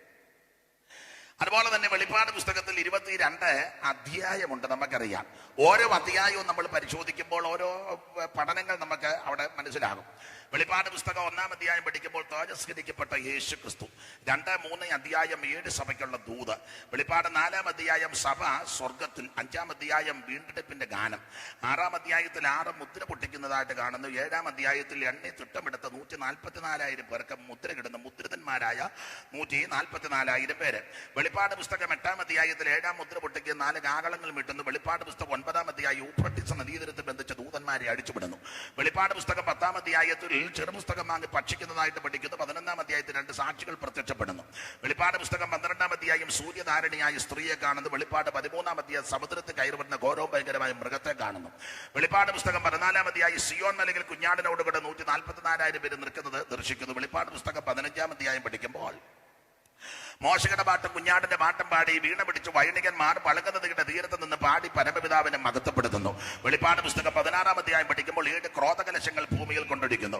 വെളിപ്പാട് പുസ്തകം 17-ാം അധ്യായം മർമ്മമഗതിയാം ബാബിലോൺ, എതിർ ക്രിസ്തുവിന്റെ മണവാട്ടി. വെളിപ്പാട് 18 വാണിജ്യ ബാബിലോണിന്റെ അധപ്പതനം 1 മണിക്കൂർ കൊണ്ട്. വെളിപ്പാട് പുസ്തകം 19-ാം അധ്യായം ദൈവകുഞ്ഞുങ്ങളുടെ പ്രത്യാശ, കുഞ്ഞാടിന്റെ കല്യാണം. അതാണ് 19. വെളിപ്പാട് 20 1000 ആണ്ട് വാഴ്ച. വെളിപ്പാട് പുസ്തകം 21, 22 അധ്യായം ചേർത്തിട്ട് ഒന്ന് പഠിച്ചാൽ ദൈവമക്കളുടെ നിത്യത. അപ്പോ പകലും ഇന്നലെയൊക്കെ പറഞ്ഞ് എവിടെ പോയാലും എങ്ങനെ പോയാലും ഒടുവിൽ അങ്ങ് ചെല്ലുന്നതാ വിഷയം. പാടിപ്രാർത്ഥിച്ച് തീരുന്നതല്ല ആത്മീകം, അങ്ങ് നിത്യതയിൽ ചെല്ലണം. ഞാനും നിങ്ങളും യുഗായുഗം കർത്താവിനോട് കൂടെ വാഴും. സ്തോത്രം. അതാണ് നമ്മുടെ പ്രത്യാശ. ഈ പ്രത്യാശയ്ക്ക് പത്രോസ് കൊടുത്തിരിക്കുന്ന പ്രയോഗം ജീവനുള്ള പ്രത്യാശ. പൗലോസിന്റെ ഭാഷയെ പറഞ്ഞ ഭാഗ്യകരമായ പ്രത്യാശ. ഇതുപോലെ പ്രത്യാശയുള്ള ഇനം വേറെ ഇല്ല, ജഗത്തിൽ വേറെ ഇല്ല. സ്തോത്രം. മറ്റ് മതസ്ഥർക്ക് ഈ പ്രത്യാശയില്ല. ഇനി പറയാം, ക്രൈസ്തവ ലോകത്തിലും എല്ലാവർക്കും ഒന്ന് ഈ പ്രത്യാശ. കത്തോലിക്ക, യാക്കോബ, മാർത്തോമാ, റീത്ത, ലത്തീന, ലണ്ടന, CMS, ആംഗ്ലിക്കന്, പെന്തിക്കോസ്, ബ്രദർ, അങ്ങനെ പല വകുപ്പുകളുണ്ട്. എല്ലാവർക്കും ഒന്നും ഈ പ്രത്യാശ ഇല്ല. നോട്ടോ ഇരിപ്പം കാണുമ്പോൾ അറിയാം, എല്ലാവർക്കും ഒന്നും ഈ പ്രത്യാശയില്ല. ഇനി പിണങ്ങരുത്, പിണങ്ങിയാലും ഒന്നുമില്ല. ഞാൻ എന്നെയും കൂടെ പ്രതിക്കൂട്ടിലോട്ട് കയറ്റുക. ഈ പെന്തിക്കോസിലും എല്ലാവർക്കും ഒന്നും ഈ പ്രത്യാശ ഇല്ല. ഒന്നുകൂടെ ഞാൻ എന്നെ പ്രതിക്കൂട്ടി കയറ്റുക. ദൈവദാസന്മാരെന്ന് പറയുന്നവരിലും എല്ലാവർക്കും ഒന്നും ഈ പ്രത്യാശ ഇല്ല. പക്ഷെ ഇതുള്ള ദൈവ കുഞ്ഞുങ്ങളുണ്ട്. ഒന്ന് നമുക്കറിയാം, കാകളം ധ്വനിക്കും, നാം ഇവിടുന്ന് പറന്ന് കയറും. സ്തോത്രം, സ്തോത്രം. നമുക്ക് നമ്മുടെ കർത്താവിനെ ചെന്ന് കാണണം. അതാണ് നമ്മുടെ പ്രത്യാശ. ഈ മരണ വീടുകളിലൊക്കെ ചെല്ലി പറയാറുണ്ട്, മരണ വീട്ടിൽ ഞാൻ മിക്കപ്പോഴും പറയും, നമുക്ക് അവിടെ ചെന്ന് കാണാം, അച്ചായനെ അവിടെ ചെന്ന് കാണാം, കൊച്ചമ്മേനെ അവിടെ ചെന്ന്. നടക്കുന്ന വിഷയമല്ല. ഞങ്ങളുടെ ഒരു സണ്ണിയുടെ ഭാര്യ മരിച്ച് എന്നെയും വിളിച്ച് ഞാനും ചെന്ന്. എല്ലാവരും നേരത്തെ എഴുന്നേറ്റ് പറഞ്ഞു, സണ്ണിച്ചായ പതറരുത്, ചിന്നമ്മാമ്മയെ സ്വർഗത്തിൽ ചെന്ന് കാണാം, തണ്ണിയും കൈപോക്കി കാണാമെന്ന് പറഞ്ഞു. ഞാൻ കണ്ണിച്ചില്ല. ഒടുവിൽ എനിക്ക് ചിലപ്പോൾ സമയം കണ്ട് ഞാൻ പറഞ്ഞു, തണ്ണിച്ചാ സ്വർഗത്തിൽ ചെല്ലുന്ന ചിന്നമ്മയെ കാണാനല്ല, സ്വർഗത്തിൽ ചെന്ന് ചിന്നമ്മയും ഇവിടെ കാണും വന്ന് നോക്കി നടക്കാമോ? സ്വർഗത്തിൽ നിന്ന് ചിന്നമ്മയെ കാണാൻ സ്വർഗത്തിൽ പോകുമോ എന്നുള്ളത് രണ്ടാമത്തെ വിഷയം. അത് പണ്ടൊരാൾ പറഞ്ഞു, സ്വർഗത്തിൽ ചെല്ലുമ്പോൾ ഞാൻ 3 അത്ഭുതം കാണും. 1, ഞാൻ പ്രതീക്ഷിച്ച പലരും വന്നിട്ടില്ല. 2, ഞാൻ പ്രതീക്ഷിക്കാത്ത പലരും വന്നു. 3, ഞാൻ എങ്ങനെ വന്നെന്ന്. നമ്മുടെ കയ്യിലിരിപ്പ് വെച്ച് നോക്കിയാൽ വരാനൊരു സാധ്യത ഇല്ല. ഇല്ല, പിന്നെ മുതലക്കുളത്ത് ചാടിയതുപോലെ. അപ്പം ഇനി ചെന്നെന്നങ്ങ് വിചാരിക്കുക, സ്വർഗത്തിൽ ചെന്നാൽ ചിന്നമ്മയൊന്നും അല്ല വിഷയം.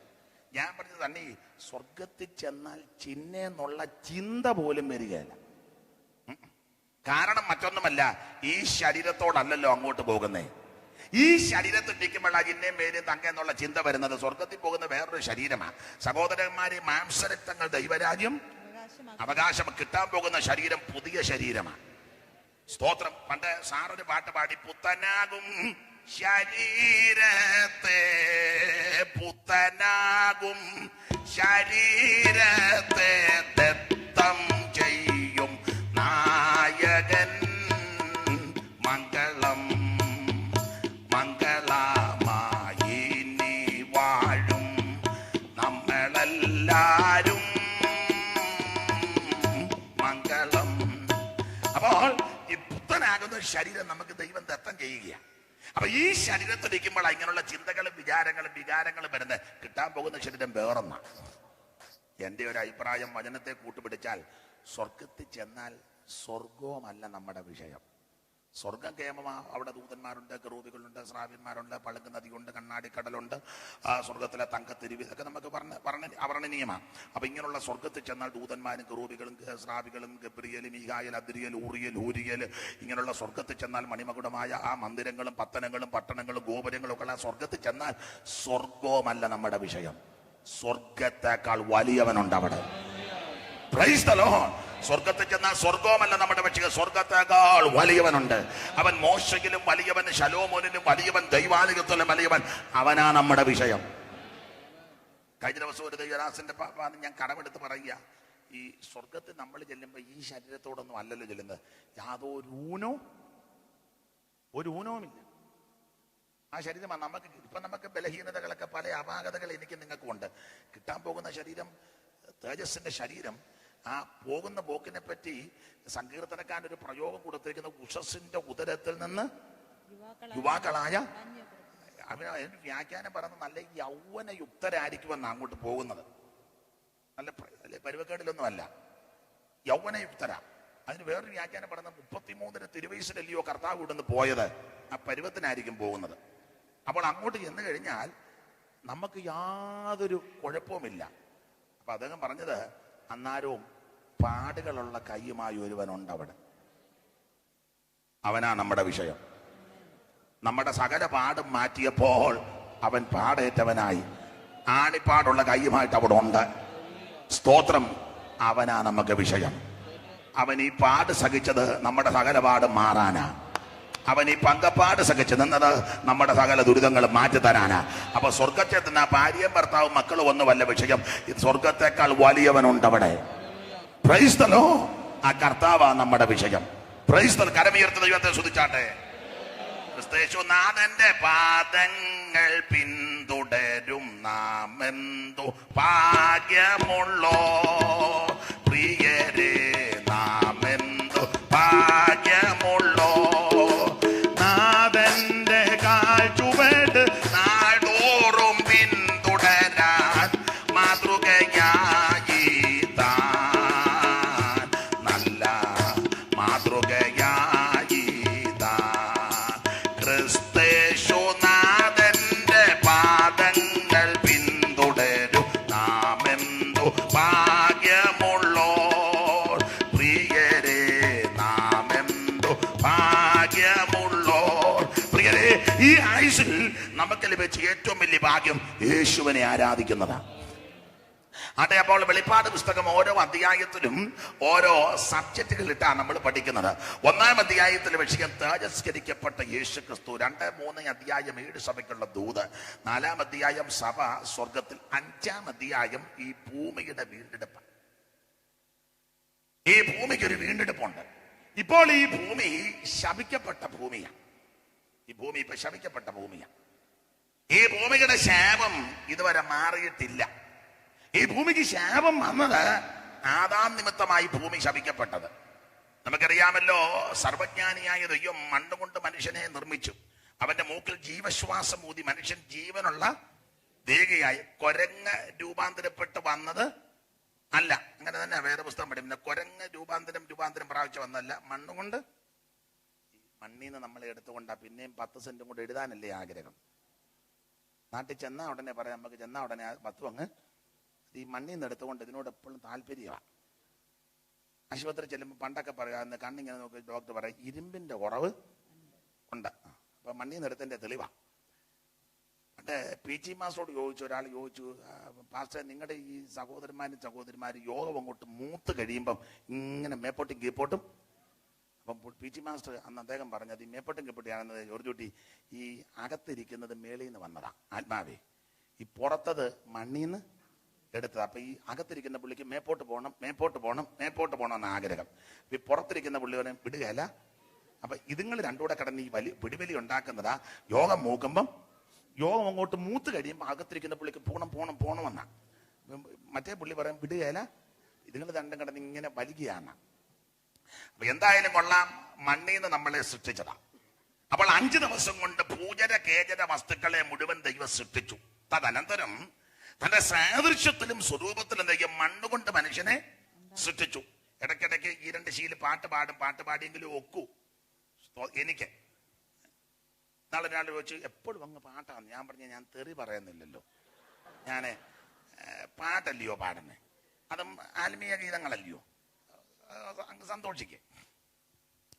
അപ്പൊ ശ്രദ്ധിക്കുക, ഈ 5 ദിവസം കൊണ്ട് പൂജന കേജര വസ്തുക്കളെ മുഴുവൻ ദൈവം സൃഷ്ടിച്ചു. അപ്പം സാറ് പാടി, വനങ്ങളവയന്തേടും മൃഗങ്ങൾ നാട്ടിലെ മൃഗഗണങ്ങൾ ഇവയുണ്ടായ ദിനമാറിന്തുടത്. വനങ്ങളവയന്തേടും മൃഗങ്ങൾ നാട്ടിലെ മൃഗഗണങ്ങൾ ഇവയുണ്ടായി ദിനമാറിന്തുടതിൽ 6-ാം ദിനത്തിൽ ആത്മാഭാവം പ്രമാണമാക്കി നേരായി ചമച്ചതിന്റെ രൂപം. അതിന്റെ ശേഷം നാരിയെ ഉരുവാക്കി ദൈവം പരമവർക്ക് പൂജിതമായ വിചിത്രമതാമൊരു തോട്ടം ചമച്ചതിങ്കൽ ദൂരിത ദുഃഖമിരുത്തിയവർക്കൊരു വാട്ടം. പരവിധം ദിവ്യോർജിതമൊന്നു കൊടുത്തിത് കൽപ്പന ശ്രേഷ്ഠം. കനി പൂജിപ്പാനോ അരുത് അറിവിൻ മരമായത് നിത്തം. മാറുത്തു ചൊന്നാൻ പരമ മരണമെന്നൊരു നീക്കമില്ലതിന് കരുതണം നിങ്ങളെന്ന് പറ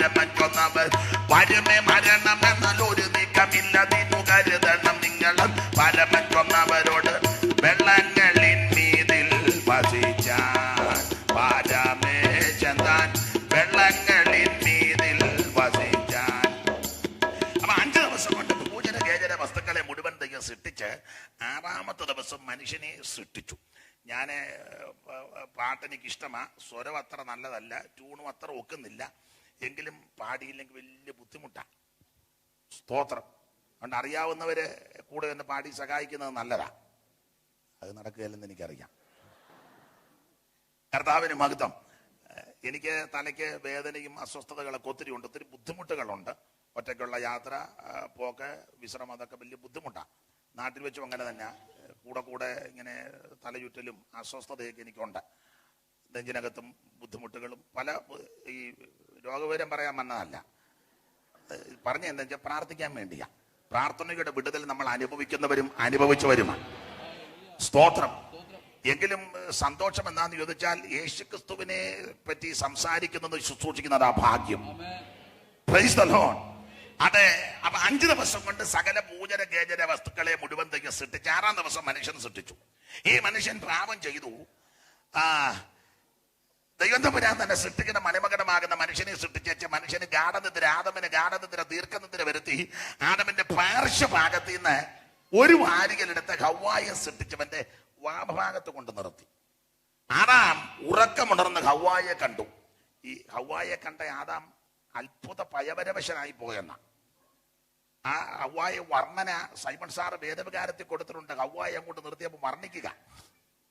അതിങ്ങനെ: ഉറക്കമുണർന്നവൻ കണ്ണുകൾ മന്ദം മന്ദം തുറക്കുന്നേരം ഒരു ദിവ്യമാം നാരീരക്തം തനിക്ക് മുമ്പിലായി നിൽക്കുന്നു. വിവാദത്തിൻ കനൽക്ക് നേർക്കായി കിടക്കുന്നു ചപ്പാന് പോലെ.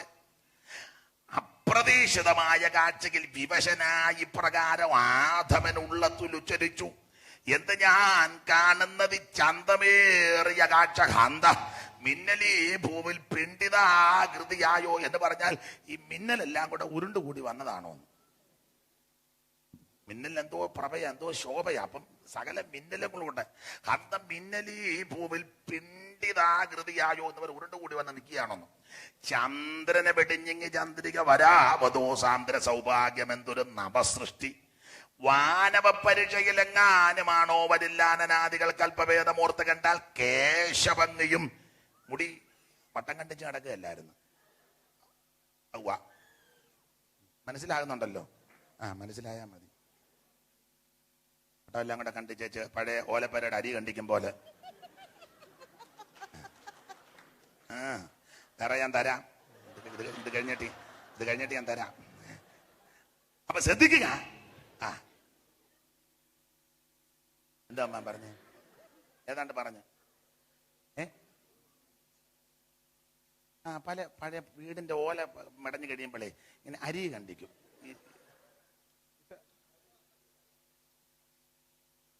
മമ്മയ്ക്ക് അത്ര പിടുത്തമില്ല. അപ്പൊ ശ്രദ്ധിക്കുക. ഉറക്കമുണർന്നവൻ കണ്ണുകൾ മന്ദം മന്ദം തുറക്കുന്നേരം ഒരു ദിവ്യമാം നാരീരത്നം തനിക്ക് മുമ്പിലായി നിൽക്കുന്ന. വിവാദത്തിൻ കനൽക്ക് നേർക്കായി കിടക്കുന്ന ചപാന്റെ പോലെ. അപ്രതീക്ഷിതമായ കാഴ്ചയ്ക്ക് വിവശനായി പ്രകാരം ആദമൻ ഉള്ളത്തിൽ ഉച്ചരിച്ചു: എന്ത് ഞാൻ കാണുന്നത് ചന്തമേറിയ കാഴ്ച, ഹന്ത മിന്നലീ ഭൂവിൽ പിണ്ടിതാകൃതിയായോ ചന്ദ്രനെ വെടിഞ്ഞെങ്കിൽ ചന്ദ്രിക വരാവതോ സാന്ദ്ര സൗഭാഗ്യം, എന്തൊരു നവസൃഷ്ടി. വാനവ പരിചയിൽ എങ്ങാനുമാണോ വരില്ലാനനാദികൾ കൽപ്പഭേദമോർത്ത് കണ്ടാൽ കേശഭംഗിയും. മുടി അല്ല, വടിവത്ത മുടിയാ. കേശഭംഗിയും മുഖാംബുജത്തിൽ ആശികൻ പോലെ കളിയാടുന്ന ജാതിയും പുഞ്ചിരി കൊണ്ട് തിരിയ ജാതിയും വശപ്പെടും. അവര് ചിരി ചിരിച്ചാൽ ആരും വീഴുവെന്നാ പറഞ്ഞതിന്റെ അർത്ഥം. പുഞ്ചിരി കൊണ്ട് തിരിയ ജാതിയും വശപ്പെടും. അഞ്ജതമായ ദന്തപ്രഭയും മുകുളവും. നല്ല പല്ലായിരുന്നെന്നാ. പടലാതരം മനോമോഹനൻ നാസികയും, നല്ല മൂക്കുമൊക്കെ. പേടമാൻ അടിപണിയിടുന്ന മിഴികളും എന്ന് പറഞ്ഞ കണ്ണ് മാനിന്റെ കണ്ണിനെയും വെല്ലുന്നതായിരുന്നെന്ന. ഏറ്റവും നല്ല കണ്ണ് മാൻ കണ്ണാന്ന. നമ്മള് നാട്ടിലൊക്കെ കവിതകളുണ്ടല്ലോ, മാൻ മിഴിയാളെ. അപ്പം ഈ മാനിന്റെ കണ്ണാണ് നല്ല കണ്ണെന്ന. അപ്പം മാൻ ഒരു നോട്ടം നോക്കിയാൽ നല്ലതാ. അപ്പം ആ മാൻ പോലും അടി വണങ്ങും ഈ അമ്മയുടെ മുന്നിൽ. അത്രയ്ക്ക് കണ്ണ. പേടമാൻ അടിപണിയിടുന്ന മിഴികളും ഉല്ലസൽ കല്ലോലം പോലിളകും. ചില്ലിയുഗം എന്ന് പറഞ്ഞ പുരികക്കൊടി. ഉല്ലസൽ സന്തോഷത്തോടെ. ഉല്ലസൽ കല്ലോലം വെള്ളത്തിര. അപ്പൊ ഉല്ലസൽ കല്ലോലം പോലിളകും ചില്ലി. അപ്പൊ പുരികക്കൊടി ഇങ്ങനെ കിടാന്ന് നിൽക്കും, വെള്ളത്തിര പോലെ. അല്ലാതെ പിരിയം മടിച്ച് പറിച്ചേച്ച് നടക്കുക എല്ലാരും. മനസ്സിലാകുന്നുണ്ടല്ലോ? നാളെ രാത്രി നമുക്ക് യോഗമില്ലല്ലോ. അപ്പൊ ഇന്നലെ തരണമെന്ന് ഓർത്തതാ. അപ്പൊ ഇന്നലെ തന്നാ ഇന്ന് പാല് വരികയല്ല. പാല് പറഞ്ഞല്ലോ ഏണി. ഉല്ലസൽ കല്ലോലം പോലെ ഇളകൻ ജില്ലിയുഗം നല്ലൊരു ദാടിമത്തെ വെല്ലുന്ന ഗന്ധങ്ങളും. ഗന്ധം കവിള്, ദാടിമം മാതള നാരങ്ങ. അപ്പൊ കവിഭാവനയാ. 2 മാതള നാരങ്ങ എടുത്ത് ഇല്ല കവിളെ വെച്ചെന്ന് അവ്വായുടെ കവിള് കണ്ടപ്പോ അത്രയ്ക്ക് സൗന്ദര്യത്തിന്റെ മൂർത്തിഭാവമായിരുന്നു. കാരണം ദൈവമല്ലയോ സൃഷ്ടിച്ചത്. കർത്താവിന്റെ സൃഷ്ടി വൈഭവത്തെ പറ്റി പഠിച്ചാൽ എന്തെങ്കിലും മോശമായിട്ടുണ്ടോ? മോശമായി ഒന്നുമില്ല. നിന്നുടെ കരം ചേർന്നാൽ ദൈവം സൃഷ്ടിച്ചത് ഒന്നും മോശമായിട്ടില്ല. പണ്ട് ഈ ഒരു പുരാണ കഥയാ സന്ദർഭം വന്നുകൊണ്ട് ഈ ഹൈന്ദവര് പറയുന്നത് ഈ ബ്രഹ്മാവാന്നല്ലോ സൃഷ്ടിയുടെ ആളാന്ന. അപ്പൊ ഒരുത്തൻ ചെന്ന് തപസ് ചെയ്ത് വെച്ച് പുള്ളിയോട് പറഞ്ഞു, അച്ഛൻ എല്ലാം സൃഷ്ടിക്കുക, എനിക്കൂടെ സൃഷ്ടിക്കാൻ അവസരം. പുള്ളി പറഞ്ഞു, സൃഷ്ടിച്ചാൽ ഒക്കുകയല്ലെന്ന് പറഞ്ഞു. ഇല്ല, ഒരു അവസരം തരാൻ പറഞ്ഞു. അപ്പൊ എന്നാ പോയി സൃഷ്ടിക്കാൻ പറഞ്ഞപ്പോ ആദ്യം ചെന്ന് സൃഷ്ടിച്ചതാ പറങ്ങാണ്ടിപ്പഴം. എന്നെന്താ പറങ്ങാണ്ടിന്ന് പല വെളിയിലും കണ്ട, അതും നേരെയല്ല നിൽക്കുന്ന കിഴക്കാൻ തൂക്ക ഒക്കുകയല്ലെന്നായി പറഞ്ഞത്. പുള്ളി പറഞ്ഞു, കണ്ടോ ഇതാ ഞാൻ തരാത്തെന്ന് പറഞ്ഞു. പുള്ളി പറഞ്ഞു, ഏത് മനുഷ്യനും ഒരു തെറ്റ് വരാ, ഒരെണ്ണം ഒരു അവസരവും കൂടെ. പോയി സൃഷ്ടിച്ചു മത്ത. വള്ളിക്ക് ഇത്ര മണ്ണ് കൊള്ളുക. സൃഷ്ടി വൈഭവം ആട്ടെ നമ്മുടെ വിഷയമല്ല ഇത്. ബ്രഹ്മാവും ഒന്നും സൃഷ്ടിച്ചതല്ല, സർവജ്ഞനായ ദൈവം സൃഷ്ടിച്ചതാ. കർത്താവിന്റെ സൃഷ്ടിക്കുന്ന വൈഭവം പഠിച്ചാൽ ഒന്നും മോശമായിട്ടില്ല. ഏതായാലും ആദിമാതാക്കളെ ആദം ഗൗമാരെ ഏതൻ തോട്ടത്തിലാക്കി തോട്ടം കാക്കണം, വേല ചെയ്യണം. കാത്തില്ല. കാക്കണം എന്നുള്ള പദം വന്നപ്പോ ഓർക്കണം, തോട്ടത്തിൽ ആരോ കയറാൻ സാധ്യതയുണ്ട്. തോട്ടം കാത്തില്ല. കാക്കാഞ്ഞത് കൊണ്ട് തോട്ടത്തിൽ പാമ്പ് കയറി പാപം ചെയ്യിപ്പിച്ചു. നമുക്ക് ഭാഗം അറിയാം. എന്തിനേറെ വിലക്കപ്പെട്ട അനുഭവിച്ച് പാപം ചെയ്തു. ദൈവതാജസ് നഷ്ടപ്പെട്ടവരായി മരത്തിന് മറഞ്ഞിരുന്നു. ദൈവം തമ്പുരാൻ പതിപോലെ ഇറങ്ങി വന്ന് ആദമിനെ വിളിച്ചു, ആദമേ നീ എവിടെ? മരത്തിന് മറഞ്ഞിരുന്നു. ഉണ്ടെന്ന് പറഞ്ഞു. രംഗത്ത് വന്നു, കാര്യങ്ങൾ ചോദിച്ചു. നീ എവിടെ ആയിരുന്നു? ഞാൻ മറഞ്ഞിരിക്കുക. അവൻ നഗ്നനാകുകൊണ്ട്. ആരാ പറഞ്ഞ നഗ്നനായെന്ന്? ഞാൻ വിലക്കിയ കനി നീ ഭക്ഷിച്ചോ? അപ്പോൾ ആദം പറഞ്ഞു, സ്ത്രീ തന്നു, ഞാൻ തിന്നു. സ്ത്രീയോട് ചോദിച്ചു, നീ അത് കൊടുത്തോ? പാമ്പ് തന്നു. എന്തിനേറെ ദൈവം ശപിച്ചു. പാമ്പിനോട് പറഞ്ഞു, നീ ഉരസുകൊണ്ട് ഗമിക്കുന്ന നിലത്ത് പൊടി നിന്റെ മനുഷ്യന്റെ കുതികാലിന് കടിക്കും, അവൻ നിന്റെ തലയെ തകർക്കും. സ്ത്രീയോട് പറഞ്ഞു, നിനക്ക് കഷ്ടവും ഗർഭധാരണവും ഏറ്റവും മർദ്ദിക്കും. നീ വേദനയോടെ മക്കളെ പ്രസവിക്കും. നിന്റെ ആഗ്രഹം നിന്റെ ഭർത്താവിനോടാകും, അവൻ നിന്നെ ഭരിക്കും. ദൈവം വെച്ച വ്യവസ്ഥയാണ്. പുരുഷനോട് പറഞ്ഞു, നിന്റെ നിമിത്തം ഈ ഭൂമി ശപിക്കപ്പെട്ടിരിക്കുക. അപ്പോൾ ആദം നിമിത്തം ഈ ഭൂമി ശപിക്കപ്പെട്ടു. ഇപ്പോൾ നമ്മൾ പാർക്കുന്ന ഈ ഭൂമി ശപിക്കപ്പെട്ട ഭൂമിയാ. ഇത് ശാപമുള്ള ഭൂമി ആയതുകൊണ്ട് എന്തോ കുഴിച്ചു വെച്ചാലും നട്ടാലും നമ്മൾ ഈ ഭൂമിയിൽ കിളിപ്പിച്ചാലും പൂർണ്ണ ഫലം തരികയില്ല. ഇത് ശപിക്കപ്പെട്ട ഭൂമിയാ. എന്നാൽ ഈ ഭൂമിയുടെ ശാപം കർത്താവ് മാറ്റും. മാറ്റിക്കഴിയുമ്പോൾ ഈ ഭൂമി 100 മേനി വിളവ് നമുക്ക് തരും. അതിൻ്റെ ഒരു നിഴലാണ് ഉൽപ്പത്തിയിൽ ദൈവം പകല് പറഞ്ഞല്ലോ ഇസഹാക്കിന്റെ ജീവിതത്തിൽ ചെയ്തു കൊടുത്തത്. ഇസഹാക്ക് ആ ആണ്ടിന് വധച്ചു, അവന് 100 മേനി വിളവ് കിട്ടി. അതിന് മുമ്പ് വധച്ചാർക്കും കിട്ടിയിട്ടില്ല, അതിന് പിമ്പ് വധച്ചാർക്കും കിട്ടിയിട്ടില്ല. ഇതൊരു നിഴല എന്ന് പറഞ്ഞാൽ ഈ ഭൂമി 100ക്ക് 100 മേനി തരും. അപ്പോൾ ഈ ഭൂമിയുടെ ശാപം ദൈവം മാറ്റി. ഇപ്പൊ ഈ ശാപം മുറിച്ചടിച്ച് നടക്കുന്ന ഒത്തിരി ആൾക്കാരുണ്ട്. അവർ ഈ ഭൂമിയുടെ ശാപം കൂടെ മാറ്റുകാരുന്നേ.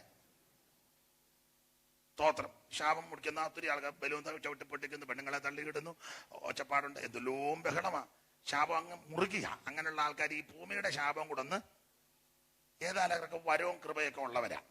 സ്തോത്രം. പ്രാർത്ഥിച്ച അന്നേരം ഉടനെ ഭയങ്കര വരക്കാരുണ്ട്. ആട്ടെ, ഈ ഭൂമിയുടെ ശാപം ഇപ്പം മാറത്തില്ല. ഇതിന്റെ ശാപം നമ്മുടെ കർത്താവ് മാറ്റും. വെളിപ്പാട് പുസ്തകം 5-ാം അധ്യായം ഭൂമിയെ വീണ്ടെടുക്കുന്നത്, ഭൂമിക്ക് അതിന്റെ മുദ്ര പൊട്ടിക്കുന്നത് ഭൂമിയുടെ ആ വീണ്ടെടുപ്പിനെ കാണിക്കുന്നു. വെളിപ്പാട് പുസ്തകം 6-ാം അധ്യായത്തിൽ 6 മുദ്ര പൊട്ടിക്കുന്നതായിട്ട് കാണുന്നു. 7-ാം അധ്യായം 144,000 പേർക്ക് മുദ്ര കിട്ടുന്നു. 8-ാം അധ്യായം 7-ാം മുദ്ര പൊട്ടിക്കുകയും 4 കാകളങ്ങളും കിട്ടുന്നു. 9-ാം അധ്യായം നദീതീരത്ത് ബന്ധിച്ച് ദൂതന്മാരെ അടിച്ചുവിടുന്നു. 10-ാം അധ്യായം ചെറുപുസ്തകം വാങ്ങി ഭക്ഷിക്കുന്നു. 11 2 സാക്ഷികളാണ്. വെളിപ്പാട് പുസ്തകം 11 വിവാദ അധ്യായം 2 സാക്ഷികൾ. ഈ 2 സാക്ഷികൾ ആരാന്ന് തർക്കമുള്ള കാലമാ. ഏലിയാവും മോശയാന്ന് പറയുന്നു, അല്ല ഹാനോക്ക് ഏലിയാവും എന്ന് പറഞ്ഞു, മോശ ഏലിയാവും എന്ന് പറഞ്ഞു. എന്റെ അഭിപ്രായം പറയാം, ഇവരാരും അല്ലെന്നുള്ളതാ. എനിക്കും അഭിപ്രായമൊക്കെ പറയാം, ഇവരാരും അല്ലെന്നുള്ളതാ. പണ്ട് ഞാനൊരു സ്ഥലത്ത് യോഗത്തിന് ഹാനോക്കല്ല, ഹാനോക്ക് വാദികളുണ്ട്, ഹാനോക്കാന്ന് ഉറപ്പിച്ച് പറയുന്നുണ്ട്. ഹാനോക്കല്ലെന്ന് പറഞ്ഞപ്പോൾ ഒരപ്പൻ ചാടി എഴുന്നേറ്റ് ചോദിച്ചു, പിന്നെ ആരാന്ന് ചോദിച്ചു. ഞാനും ചോദിച്ചു ആരാന്ന് ചോദിച്ചു. പുള്ളി എന്നോടും ചോദിച്ചു ആരാന്ന്. ഞങ്ങളത് അങ്ങോട്ടും ഇങ്ങോട്ടും ചോദിച്ചു ആരാന്ന് ചോദിച്ചു. ആരും കേൾക്കുന്നില്ല. ഹാനോക്കല്ലെന്നുള്ളത് ഉറപ്പാ. അതിന്റെ കാരണം ഹാനോക്ക് എടുക്കപ്പെട്ടയാളാ. സ്തോത്രം. മരണം കാണാതെ ദൈവത്തോട് കൂടെ 300 കൊല്ലം നടന്നു. ദൈവം അവനെ അങ്ങ്.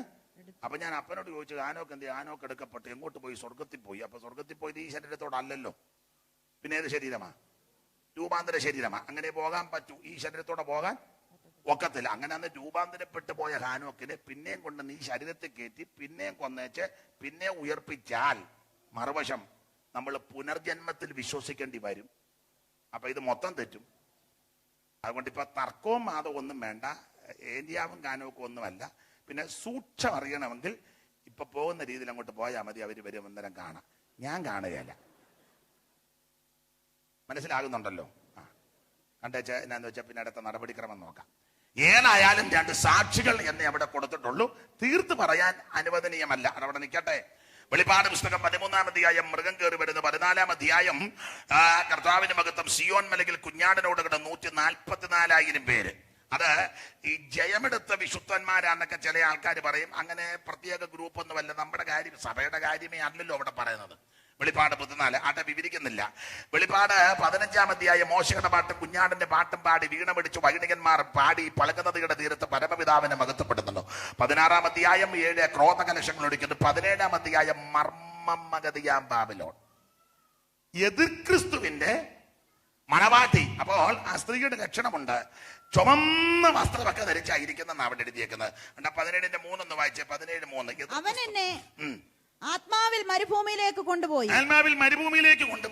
അപ്പോൾ 7 തലയും 10 കൊമ്പുമുള്ളതായി ദൂഷണ നാമങ്ങൾ നിറഞ്ഞ് കടുംചുവപ്പുള്ള ഒരു മൃഗത്തിന്മേൽ ഒരു സ്ത്രീ ഇരിക്കുന്നത് ഞാൻ കണ്ടു. പിന്നെ ആ സ്ത്രീ ധൂമ്രവർണ്ണവും കടുംചുവപ്പ് നിറവുമുള്ള വസ്ത്രം ധരിച്ച് പൊന്നും രത്നവും മുത്തും അണിഞ്ഞവളായി തന്റെ വേശ്യ. ഈ സ്ത്രീ ഏതാന്ന് ചോദിച്ചാൽ ഒറ്റ വാക്കിൽ മറുപടി പറയാം, എതിർ ക്രിസ്തുവിന്റെ മണവാട്ടി. ലക്ഷണം ചുമന്ന മൃഗത്തിന്റെ പുറത്ത് ചുമന്ന വസ്ത്രം ധരിച്ച് മുത്തും രത്നവും പൊന്നുമൊക്കെ അണിഞ്ഞ് വേക്ഷ വിഭൂഷിതയായിട്ടിരിക്കുക. ദൈവസഭ യേശു ക്രിസ്തുവിന്റെ മണവാട്ടി. നിങ്ങൾ എല്ലാവരും ഉൾക്കൊള്ളത്തില്ലെങ്കിലും ഒരു ചെറിയ ആശയം പറയാം. ഈ എതിർ ക്രിസ്തുവിന്റെ മണവാട്ടിയുടെ വസ്ത്രം ചുമന്നതാണ്. ഈ ദൈവസഭയെ പരാമർശിക്കുമ്പോഴെല്ലാം വസ്ത്രം വെള്ളയ്ക്കാ പ്രാധാന്യം. നിങ്ങൾ വേറെ പുസ്തകം മൊത്തം പഠിച്ചേ, വെള്ള വസ്ത്രത്തിനാ സ്വർഗത്തെ പറ്റിയും സ്വർഗീയ വിഷയങ്ങളെ പറ്റിയും വെള്ളയ്ക്കാ വസ്ത്രം. 1-2 വാക്യം ഒന്ന് വായിച്ചു തെളിവിന്. വെള്ള വസ്ത്രത്തിനാ പ്രാധാന്യം. ലൂക്കോസ് 24:4, യോഹന്നാൻ 20:11, 12, അപ്പോസ്തല പ്രവൃത്തി 1-ാം അധ്യായത്തിന്റെ 10, 11, 12, വെളിപ്പാട് പുസ്തകം 4-ാം അധ്യായത്തിന്റെ 4, വെളിപ്പാട് പുസ്തകം 5-ാം അധ്യായത്തിന്റെ 7, 8, വെളിപ്പാട് പുസ്തകം 6-ാം അധ്യായത്തിന്റെ 11, വെളിപ്പാട് 7:9, വെളിപ്പാട് 19-ന്റെ 11, എല്ലാം വായിക്കണ്ട. 1-2 മതിയല്ലോ. അതിനെക്കുറിച്ച് അവർ ചഞ്ചലിച്ചിരിക്കുമ്പോൾ മിന്നുന്ന വസ്ത്രം ധരിച്ച മിന്നുന്ന വസ്ത്രം. അവൻ ഡൗട്ട് വരും, ഈ മിന്നുന്ന വസ്ത്രം വെള്ളയാണോ? വെള്ളയാ. തെളിവ് 20:11 യോഹന്നാൻ.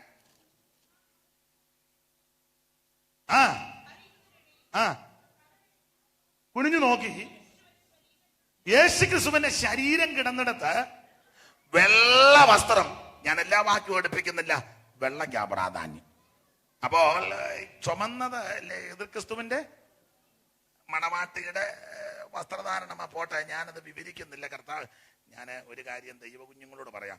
കുറഞ്ഞ പക്ഷം ആരാധനയ്ക്ക് വരുമ്പോൾ, സഭായകത്തിന് വരുമ്പോഴെങ്കിലും, ഇവിടെ പിന്നെ കാലാവസ്ഥ ഇതൊക്കെ ആയതുകൊണ്ട് ഒക്കത്തില്ലെന്നറിയാം, എങ്കിലും വെള്ളവസ്ത്രമാ ദൈവകുഞ്ഞുങ്ങൾക്ക് യോഗ്യത. ആട്ടെ, അതവിടെ നിൽക്കട്ടെ. അപ്പോൾ ഓരോ അധ്യായത്തിലും ഓരോ വിഷയങ്ങൾ പഠിച്ചു വരുന്നു. ഒടുവിലത്തെ അധ്യായം 22, 21, 22 അധ്യായം ദൈവകുഞ്ഞുങ്ങളുടെ നിത്യതയാണ്. കർത്താവിന്റെ വരവിൽ നാം എടുക്കപ്പെട്ട് ഒടുവിൽ 1000 ആണ്ട് വാഴ്ചയൊക്കെ കഴിഞ്ഞ് പുത്രശലീമേ സ്വർഗത്തിൽ നിന്ന് ഇറങ്ങി വന്ന് ദൈവകുഞ്ഞുങ്ങൾ അതിനകത്ത് പാർക്കും. 33.5 കോടി കൊല്ലം പാർക്കുമെന്നൊരു കണക്കുണ്ട്. ഒരു കണക്കാ 33.5 കോടി കൊല്ലം ഇതിനകത്ത് പാർക്കുമെന്ന. അത് കഴിയുമ്പോൾ നക്ഷത്രമണ്ഡലങ്ങളിലേക്ക് നമ്മളെ അയക്കുമെന്നൊക്കെ വ്യാഖ്യാനമുണ്ട്. അത് എടുക്കുന്നില്ല. എന്തായാലും കൊള്ളാം, യുഗായുഗം നാം കർത്താവിനോട് കൂടെ. ആട്ടെ, നമ്മുടെ വിഷയത്തിലേക്ക് വന്ന് ചില കാര്യങ്ങൾ ഓർപ്പിക്കാം. വെളിപ്പാട് പുസ്തകം 3-ാം അധ്യായത്തിന്റെ 20-ാമത് വാക്യമാണല്ലോ വായിച്ചത്. ഒരിക്കൽ കൂടി ആ വേദഭാഗം വായിക്കാം. ഞാൻ വാതിൽക്കൽ നിന്ന് മുട്ടുന്നു. യേശു ക്രിസ്തു സഭയോട് പറയുക, ഞാൻ വാതിൽക്കൽ നിന്ന് മുട്ടുന്നു. വെളിപ്പാട് പുസ്തകം 3-ാം അധ്യായത്തിന്റെ 20-ൽ വാതിൽക്കൽ നിന്ന് യേശു മുട്ടുന്നെന്ന് പറയുമ്പോൾ അതിനർത്ഥം കർത്താവ് സഭയുടെ വെളിയിൽ നിൽക്കുന്ന കർത്താവ് മുട്ടുക. അകത്തോട്ട് കയറാൻ. ഈ 1-ാം അധ്യായം പഠിക്കുമ്പോൾ യേശു ക്രിസ്തു സഭയുടെ അകത്തുണ്ടായിരുന്നു. കാരണം പത്മോസ് എന്ന ദ്വീപിൽ യോഹന്നാനെ നാട് കടത്തി. വായിച്ച 9-ാം വാക്യം 1-9. നിങ്ങളുടെ സഹോദരനും യേശുവിന്റെ കഷ്ടതയിലും യേശുക്രിസ്തുവിന്റെ കഷ്ടതകളിലും രാജ്യത്തിലും സഹിഷ്ണുതയിലും കൂട്ടാളിയുമായ യോഹന്നാൻ എന്ന ഞാൻ ദൈവവചനവും ദൈവത്തിന്റെ വചനവും യേശുക്രിസ്തുവിന്റെ സാക്ഷ്യവും നിമിത്തം പത്മോസ് എന്ന ദ്വീപിലായി. ശ്രദ്ധിക്കുക, ഭാഗം നമുക്കറിയാം. യേശുക്രിസ്തുവിന്റെ സാക്ഷ്യവും ദൈവത്തിന്റെ വചന നിമിത്തം യോഹന്നാൻ പത്മോസ് എന്ന ദ്വീപിലായിരുന്നു. ഈ അതിനെപ്പറ്റി ഒരു ചരിത്രം പറയുന്നത്, ഈ നാട് കടത്തിയെന്ന് പറഞ്ഞാൽ കൊണ്ടാക്കിയെന്നല്ല. അതിന്റെ ചരിത്രം പറയുന്നത് ആദിമസഭയ്ക്ക് പീഡ തുടങ്ങാനുള്ള കാര്യം സുന്ദരമെന്ന ദേവാലയ ഗോപുരത്തിൽ നിന്ന് മുടന്തം സൗഖ്യമാക്കി അന്ന് മുതൽ വിടുതൽ പ്രശ്നം തുടങ്ങി. യവൻ സൗഖ്യമായി. യോഹന്നാനും പത്രോസും പ്രാർത്ഥിക്കാൻ ചെന്നപ്പോൾ വല്ലതും കിട്ടുമെന്ന് കരുതി ഭിക്ഷ ചോദിച്ചു. വെള്ളിയ പൊന്ന് ഞങ്ങൾക്കില്ല, പക്ഷേ വെള്ളിയേക്കാൾ പൊന്നിനേക്കാൾ വിലമതിക്കുന്ന വേറൊന്നുണ്ട്. അത് നസറയനാകുന്ന യേശു. ക്ഷണത്തിൽ അവന്റെ നരിയാണി ഉറച്ചവൻ തുള്ളിച്ചാടി ദൈവാലയത്തിന്റെ ഉള്ളിൽ കയറി. ഈ സൗഖ്യമായവനെ തുള്ളിക്കണ്ട, അവൻ തുള്ളിക്കോളും. ഇപ്പൊ നിന്നങ്ങ് തുള്ളിപ്പിക്കുക, ശക്തിയോടെ സ്തുതിച്ചാട്ടെ. ഒരിക്കൽ കൂടി പോരെന്ന് ഇവൻ എങ്ങനെ അറിഞ്ഞു? സ്വർഗത്തിലെ ശബ്ദം അവൻ കേട്ടിട്ടുണ്ടോ? നമ്മൾ ഈ പറയാൻ പോലാണോ സ്വർഗത്തിലെ ശബ്ദം? പെരുവെള്ളത്തിന്റെ ചുമ്മാ ഓരോരോ വകുപ്പുകളാ. ഈ സൗഖ്യം പ്രാപിച്ചവനെ തുള്ളിക്കണ്ട, അവൻ തുള്ളിക്കോളും. ഈ സൗഖ്യം പ്രാപിച്ചവൻ അടങ്ങിയിരിക്കാൻ ഒക്കത്തില്ലല്ലോ. നമുക്കറിയാം, കർത്താവ് ഒരിക്കല് ഈ കവർണ്ണഭൂമി ചെന്നു. അവിടെ ഒരു വീട്ടിൽ ചെന്നപ്പം വീട്ടിലിരിക്കാൻ ഇടയൊന്നുമില്ല, ഭയങ്കര ആളും തള്ളും. അപ്പോൾ 4 ആൾ കൂടി ഒരു പക്ഷപാതക്കാരനെ ചുമന്നുകൊണ്ട് വന്നു. അവിടെ ഒരു പദമുണ്ട്, അവരുടെ വിശ്വാസം. ഈ പക്ഷപാതക്കാരന്റെ വിശ്വാസമല്ല പറഞ്ഞേക്കുന്നത്. പിന്നെ അപ്പൊ അതിനെപ്പറ്റി ഒരു കഥ, ഒരു ചരിത്രം. ഒരുത്തൻ ഇങ്ങനെ ഈ കൈ ഇങ്ങനെ ആട്ടി പോകുന്നെന്നാ. അപ്പൊ ഇങ്ങനെ നീളത്തിലാട്ടി. അപ്പൊ ഒരാൾ ചോദിച്ചു, അച്ഛൻ ഇങ്ങനെ കണ്ടമാനം ആട്ടുന്നത്? ഞങ്ങളെല്ലാം ഒരു പരുവത്തിനാട്ടുന്ന 10-40 കൊല്ലമായിട്ട്. അച്ഛൻ ഇങ്ങനെ കണ്ടമാനം? അപ്പൊ പുള്ളി പറഞ്ഞു, എൻ്റെ ബിജ, ഇത് വരണ്ട കൈയായിരുന്നു, നൊവരുകയിലായിരുന്നു. യേശു എന്ന് പേരുള്ള ഒരുത്തം എന്നോട് ദൈവാലയത ഞാൻ കൈ നീട്ടണമെന്ന് പറഞ്ഞു. ഞാൻ നീട്ടി. അന്ന് മുതൽ ആട്ടം തുടങ്ങിയെന്ന് പറഞ്ഞു. സൗഖ്യമായവന് മൗനമായിട്ട് അവനിങ്ങനെ ആട്ടും. മറ്റവനൊക്കെ ഒരു പരുവത്തിന് ആട്ടുന്നത്. 2 ആട്ടാട്ടി വെച്ച് പിന്നെ നമ്മൾ ടാറ്റ അടിച്ചിരിക്കത്തേ ഉള്ളൂ. മറ്റവനങ്ങ് ആട്ടുക. അപ്പൊ ഇവനിങ്ങനെ ആട്ടി വന്നപ്പം വേറൊരുത്തൻ ഇങ്ങനെ അടച്ചും തുറന്ന് നടക്കുന്നു. അപ്പൊ ഞങ്ങളൊക്കെ വല്ലപ്പോഴും ഒന്ന് അടയ്ക്കുകയും വല്ലപ്പോഴും ഒന്ന് തുറക്കുകയും ചെയ്യും. ബ്രദർ ഇങ്ങനെ കൂടെ അടയ്ക്കുകയും. അപ്പൊ ഇവൻ പറഞ്ഞു, എൻ്റെ പൊട്ടക്കണ്ണായിരുന്നു, കാണാൻ മേലായിരുന്നു. യേശു എന്ന പേരുള്ളൊരുത്തം വന്ന് നിലത്ത് തുപ്പി ചേറുണ്ടാക്കി കണ്ണ് തൂത്തേച്ച് പറഞ്ഞു, ശിലോകംകുളത്ത് കൊണ്ട് കഴുകാൻ പറഞ്ഞു. ഞാൻ കഴുകി ടപ്പെന്നും പറഞ്ഞ് കണ്ണ് തുറന്നു. അത് പിന്നെ ഞാൻ അടയ്ക്കുകയും തുറക്കുകയും എല്ലാം ചെയ്യും. അപ്പൊ പുള്ളി പറഞ്ഞു, ഞാനും അങ്ങനെ. അപ്പൊ ഇവർ രണ്ടുകൂടെ ടീം പ്രവർത്തനം തുടങ്ങി. അപ്പൊ രണ്ടുപേരുടെ ട്രാക്റ്റും ഒക്കെ കൊടുത്ത് വന്ന പൊരുത്തൻ ഇങ്ങനെ മൊത്തം തൂത്തച്ച് തുള്ളി നടക്കുക. അപ്പൊ ചോദിച്ചു, ബ്രദറിനെ എങ്ങനെ തൂത്തച്ച് തുള്ളുന്ന? അപ്പൊ പറഞ്ഞു, അയ്യോ, ഇത് മുഴുവൻ കുഷ്ഠരോഗമായിരുന്നു. വീട്ടിൽ കയറ്റുകയിലായിരുന്നു, ആരും മിണ്ടത്തില്ല, ആരും സഹകരിക്കത്തില്ല. ഞാൻ പാടകത്തിന് വെളിയിൽ അശുദ്ധനെന്ന് പുലമ്പിയിരുന്ന കാലമുണ്ട്. ആർക്കും എന്നോട് മനസ്സില്ല. എല്ലാവരാലും വെറുക്കപ്പെട്ട് കിടന്നപ്പോൾ നമ്മുടെ കർത്താവാകുന്ന യേശു എന്ന് പറയുന്ന വ്യക്തി ഗിരിപ്രഭാഷണം കഴിഞ്ഞ് ഇറങ്ങി വന്നപ്പോൾ ഞാൻ മലയുടെ ചരിവ് നിൽപ്പുണ്ടായിരുന്നു. വന്ന മൂച്ചിന് ഞാൻ പറഞ്ഞു, ഗുരു, നിനക്ക് എന്നോട് മനസ്സുണ്ട്, സൗഖ്യമാക്കണം. യേശു തൊട്ടു, അന്ന് സൗഖ്യമായി. അതിൽ പിന്നെ ഞാൻ തുള്ളിച്ചാടി നടക്കുകയാണ് പറഞ്ഞു. സ്തോത്രം. അപ്പൊ ഇവര് 3 പേരൂടെ നടന്നപ്പം വേറൊരുത്തൻ ഇങ്ങനെ ആട്ടം പിടിച്ച് വരുന്നു. എന്നാന്ന് ചോദിച്ചാൽ പറഞ്ഞു, ഇത് കേൾക്കാൻ മേലായിരുന്നു. യേശു വന്ന് വിരലിട്ടേച്ച് പറഞ്ഞു, തുറന്നു വരാൻ പറഞ്ഞു. അയ്യോ, ഇന്ന് 5 കിലോമീറ്റർ ദൂരെ പറഞ്ഞാലും കേൾക്കാന്ന് പറഞ്ഞു. അപ്പൊ ഇവര് 4 പേർ, ഒരു കഥയാ ഈ. അപ്പൊ ഇവര് പറഞ്ഞു, നമുക്കെന്നാ ഒരു ടീം പ്രവർത്തനം. ഈ 4 പേരും പ്രവർത്തിച്ചു വന്നപ്പോൾ ആരോ പറഞ്ഞു, നമ്മളെ സൗഖ്യമാക്കി യേശു കവർണ്ണഭൂമി വന്നിട്ടുണ്ട്, നമുക്കൊന്ന് പോകാം. അപ്പം ബോധമുള്ളൊരുത്തം പറഞ്ഞു, വെറുതെ എങ്ങനെയാ ചെല്ലുന്നത്? അതെന്നാ, ദൈവാലയത്തിൽ ചെല്ലുമ്പം വെറുകൈയായിട്ട് ചെല്ലരുത്. അപ്പൊ പറഞ്ഞു, ദൈവാലയത്തിലല്ലോ. അല്ല, ദൈവാലയത്തെക്കാൾ വലിയവൻ എടുക്കല, വെറുകൈയായിട്ട് എങ്ങനെ? അപ്പൊ ഒരുത്തം ബുദ്ധിയോളം പറഞ്ഞു, ഒരു കാര്യം ചെയ്യേ, ഇവിടെ അടുത്തൊരു പക്ഷപാതക്കാരൻ കിടപ്പുണ്ട്, നമുക്ക് അവനെ കൊണ്ടുപോകാന്ന് പറഞ്ഞു. അപ്പൊ ചോദിച്ചു, അവൻ സമ്മതിക്കുവോ? എന്തോ സമ്മതിക്കാനാ, കിടക്കില്ലയോ കട്ടിലോടെ? വിഷയമല്ല. ചില കേസൊക്കെ നമ്മൾ അങ്ങനെ എടുക്കുന്നതാ. അവന്റെ സമ്മതമൊന്നും വേണ്ട, കട്ടിലോട് എടുത്തിഞ്ഞ് കൊണ്ടുവരിക. അപ്പോൾ നമുക്ക് കട്ടിലോട് ഇവിടെ ഇരിക്കണം. അപ്പം 4 പേരോട് ചെന്ന് പക്ഷപാതക്കാരൻ കട്ടിലേക്ക് കിടക്കുക. അപ്പൊ ഇവനെ കണ്ടു. അതായത് 4 പേര്, സ്തോത്രം, കട്ടിലിന് 4 കാലാന്നല്ലോ. അപ്പൊ അതിനൊരു ആശയം പറഞ്ഞേക്കുന്നത്, പക്ഷപാതക്കാരനെ കിടക്കുക. ഈ 4 പേര് ഒരേ കിളര വന്നാരും ചിന്തിക്കരുത്.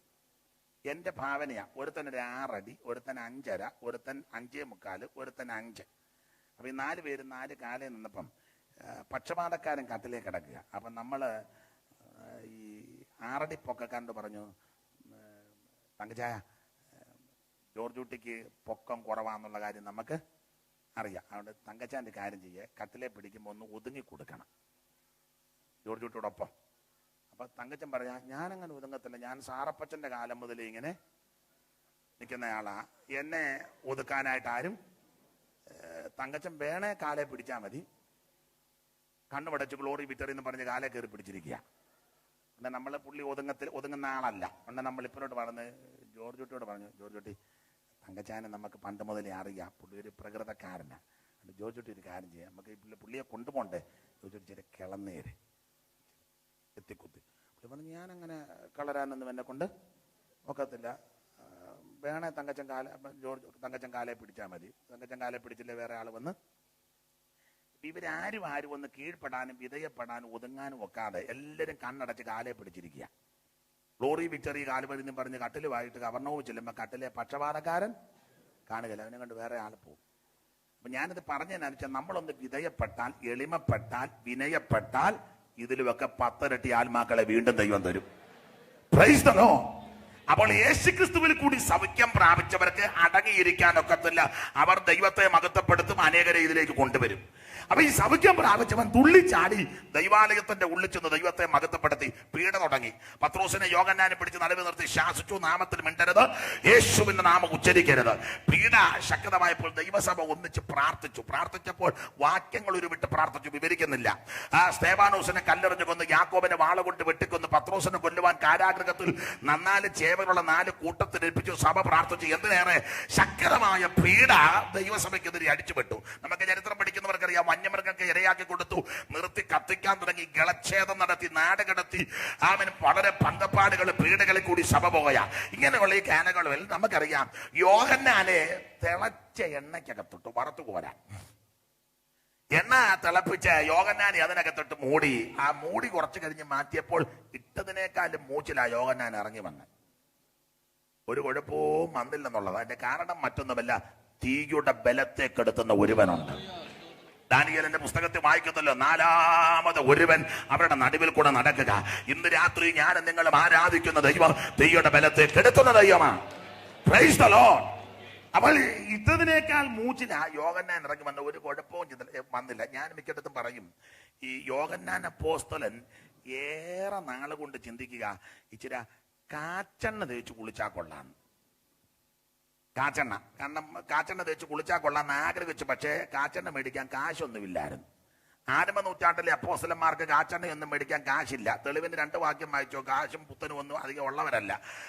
കൊരിന്ത്യർക്ക് എഴുതിയ 1-ാം ലേഖനം 4-ാം അധ്യായത്തിന്റെ 10-11, കൊരിന്ത്യർക്ക് എഴുതിയ 2-ാം ലേഖനം 6-ാം അധ്യായത്തിന്റെ 4 മുതൽ താഴോട്ടും, കൊരിന്ത്യർക്ക് എഴുതിയ 2-ാം ലേഖനം 11-ന്റെ 23 മുതൽ താഴോട്ടും, ഫിലിപ്പിയ ലേഖനം 4-ന്റെ 10 മുതൽ താഴോട്ടും. വേഗത്തിലൊന്ന് വായിച്ചേര്. ഞങ്ങൾ ക്രിസ്തു നിമിത്തം ഭോഷന്മാർ, നിങ്ങൾ ക്രിസ്തുവിൽ വിവേകികൾ, ഞങ്ങൾ ബലഹീനര്, നിങ്ങൾ ബലവാന്മാർ, നിങ്ങൾ മഹത്തുക്കൾ, ഞങ്ങൾ അടുത്തത് ഈ നാഴിക വരെ ഞങ്ങൾ വിശന്നും ദാഹിച്ചും ഉടുപ്പാനില്ലാതെയും കുത്തുകൊണ്ടും സ്ഥിരവാസം കൂടാതെ വിശന്ന് ദാഹിച്ച് ഉടുപ്പാനില്ലാതെ കുത്തുകൊണ്ട് സ്ഥിരവാസം കൂടാതെ. ആരംഭ നൂറ്റാണ്ടിലെ അപ്പോസ്തലന്മാരുടെ ശുശ്രൂഷകളുടെ രീതികളുമാണ്. വിശന്ന് ദാഹിച്ച് ഉടുപ്പാനില്ലാതെ. ഇന്നത്തെ വലിയ അപ്പോസ്തലന്മാരുടെ ഉടുപ്പ് കൊണ്ട് പണയം വെച്ചാൽ 4 ലക്ഷം രൂപ കിട്ടും. ആ സമയമാകുമ്പോൾ അകത്തു നിന്നുള്ള വരവൊക്കെ കാണണം. അതെല്ലാം കൂടി ഇട്ടൊരുങ്ങിയുള്ള വരവ്, അത് കൊതുകാല് വെച്ച് കമത്തിട്ട് അതെല്ലാം കൂടി ഊരിക്കൊണ്ട് കൊടുത്താൽ ഒരു 3-4 ലക്ഷം രൂപ. കാരണം അതുപോലത്തെ സാധനങ്ങളെല്ലാം ഫിറ്റ് ചെയ്താൽ ഇറങ്ങി വരുന്നത്. ആരംഭ നൂറ്റാണ്ടല്ലേ അപ്പോസ്തലന്മാർക്ക് ഭൗതികമായി വലിയ മെച്ചമൊന്നുമില്ല, പക്ഷെ ദൈവകൃപയുണ്ടായിരുന്നു. Praise the Lord. അപ്പോൾ കാച്ചെണ്ണ തേച്ച് കുളിച്ചാൽ കൊള്ളാൻ ആഗ്രഹം വന്നെങ്കിൽ എണ്ണ മേടിക്കാൻ കാശില്ല, വിസ്തരിക്കുന്നില്ല. അതുകൊണ്ട് നല്ല ആഗ്രഹങ്ങളെ ദൈവം നിറവേറ്റും. ഒരല്പ എണ്ണ കിട്ടിയാൽ കൊള്ളാന്ന് ആഗ്രഹിച്ച് കൊടുത്തപ്പോൾ ഒരു ചെമ്പ് നിറച്ച് എണ്ണ കാച്ചിട്ടിരിക്കുക.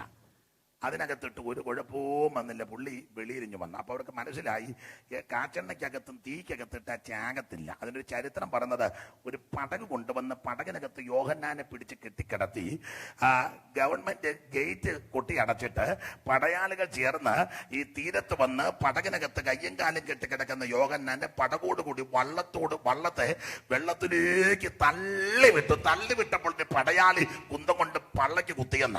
അപ്പൊ അതിന്റെ ചിന്ത, ഈ പള്ളക്ക് കുത്തിയപ്പോൾ സുഷിരം വീണു. ഈ സുഷിരത്തിനകത്തൂടെ വെള്ളം വള്ളത്തിനകത്ത് കയറി ആള് തീർന്നോളും എന്ന് ചിന്തിച്ച് തള്ളിവിട്ടെങ്കിലും യോഹന്നാന് വള്ളവും വെള്ളവും ഒന്നും വിഷയമല്ല. കാരണം താൻ ആരാധിക്കുന്ന സേവിക്കുന്ന തന്റെ കർത്താവ് വെള്ളത്തിന്റെ മീതെ നടന്നു വന്നവനാ. Praise the Lord. തന്നെയല്ല, കടല് ശാന്തമായത് കാറ്റടങ്ങിയത് യോഹന്നാൻ കണ്ണാലെ കണ്ടവനാ. ഒരു സന്ധ്യയ്ക്ക് അക്കരയ്ക്ക് പോകാന്ന് പറഞ്ഞപ്പോൾ ശിഷ്യന്മാർക്ക് മനസ്സിലായില്ല എന്തിനാ പോകുന്നത്. യേശുവിനറിയാം അക്കരയ്ക്ക് പോകുന്നത് എന്തിനാണ്. നമുക്ക് ആ ഭാഗം അറിയാമല്ലോ. ഒടുവിൽ തിരമാലകൾ ഉയർന്ന്, കാറ്റ് ശക്തമായി തിരമാലകൾ ഉയർന്ന് പടക് ആടിയുലഞ്ഞ് മുങ്ങുമെന്ന് അവൻ തോന്നിയപ്പോൾ യേശുവിനെ ഉണർത്തി കർത്താവ് കാറ്റിനെ ശാസിച്ചു, കടലെ അടങ്ങുക എന്ന് കൽപ്പിച്ചു. അത് കണ്ണാലെ കണ്ടവനായോ. അതുകൊണ്ട് വെള്ളവും വള്ളവും ഒന്നും യോഹന്നാന് വിഷയമല്ല. എന്തിനേറെ ചരിത്രം പറഞ്ഞത്, കാറ്റ് ദിശ മാറി അടിച്ച് യോഹന്നാനെ പത്മോസിൽ കൊണ്ട് കയറ്റി. അങ്ങനെ യോഹന്നാൻ പത്മോസിൽ ചെന്നു. എന്തിനേറെ കർത്തൃദിവസത്തിൽ യോഹന്നാൻ ആത്മവിവശനായി. 10-ാം വാക്യം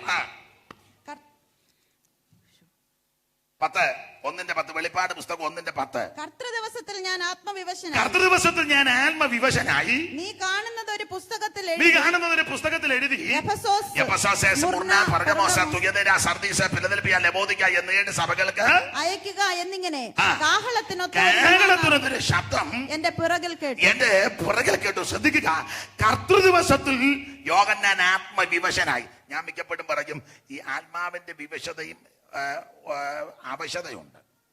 ഇപ്പൊ പലയിടത്തും നടക്കുന്നത് അവശതയാ. പക്ഷെ യോഹന്നാൻ ഉണ്ടായത് വിവശത. അവശത വേറെ, വിവശത വേറെ. ഈ മലയാള നാട്ടിൽ നിന്നാണ് നമ്മൾ വന്നത്. മലയാള ഭാഷയിൽ ഒരു പ്രയോഗമുണ്ട്, സ്കൂളിൽ പഠിക്കുമ്പോൾ അർത്ഥവ്യത്യാസം കുറിക്കുക. അങ്ങനെ ഒരു പ്രയോഗമുണ്ട്, അർത്ഥവ്യത്യാസം കുറിക്കുക. നമ്മൾ പഠിച്ചതാ. പരിണാമം, പരിമാണം, അളി, ആളി.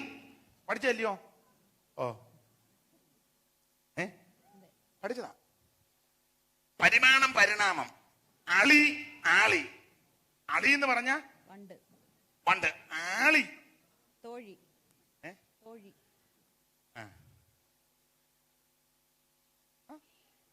അതാണ്. പിന്നെ അതാ ആഴി, അളി, ആഴി സമുദ്രം, ആളി,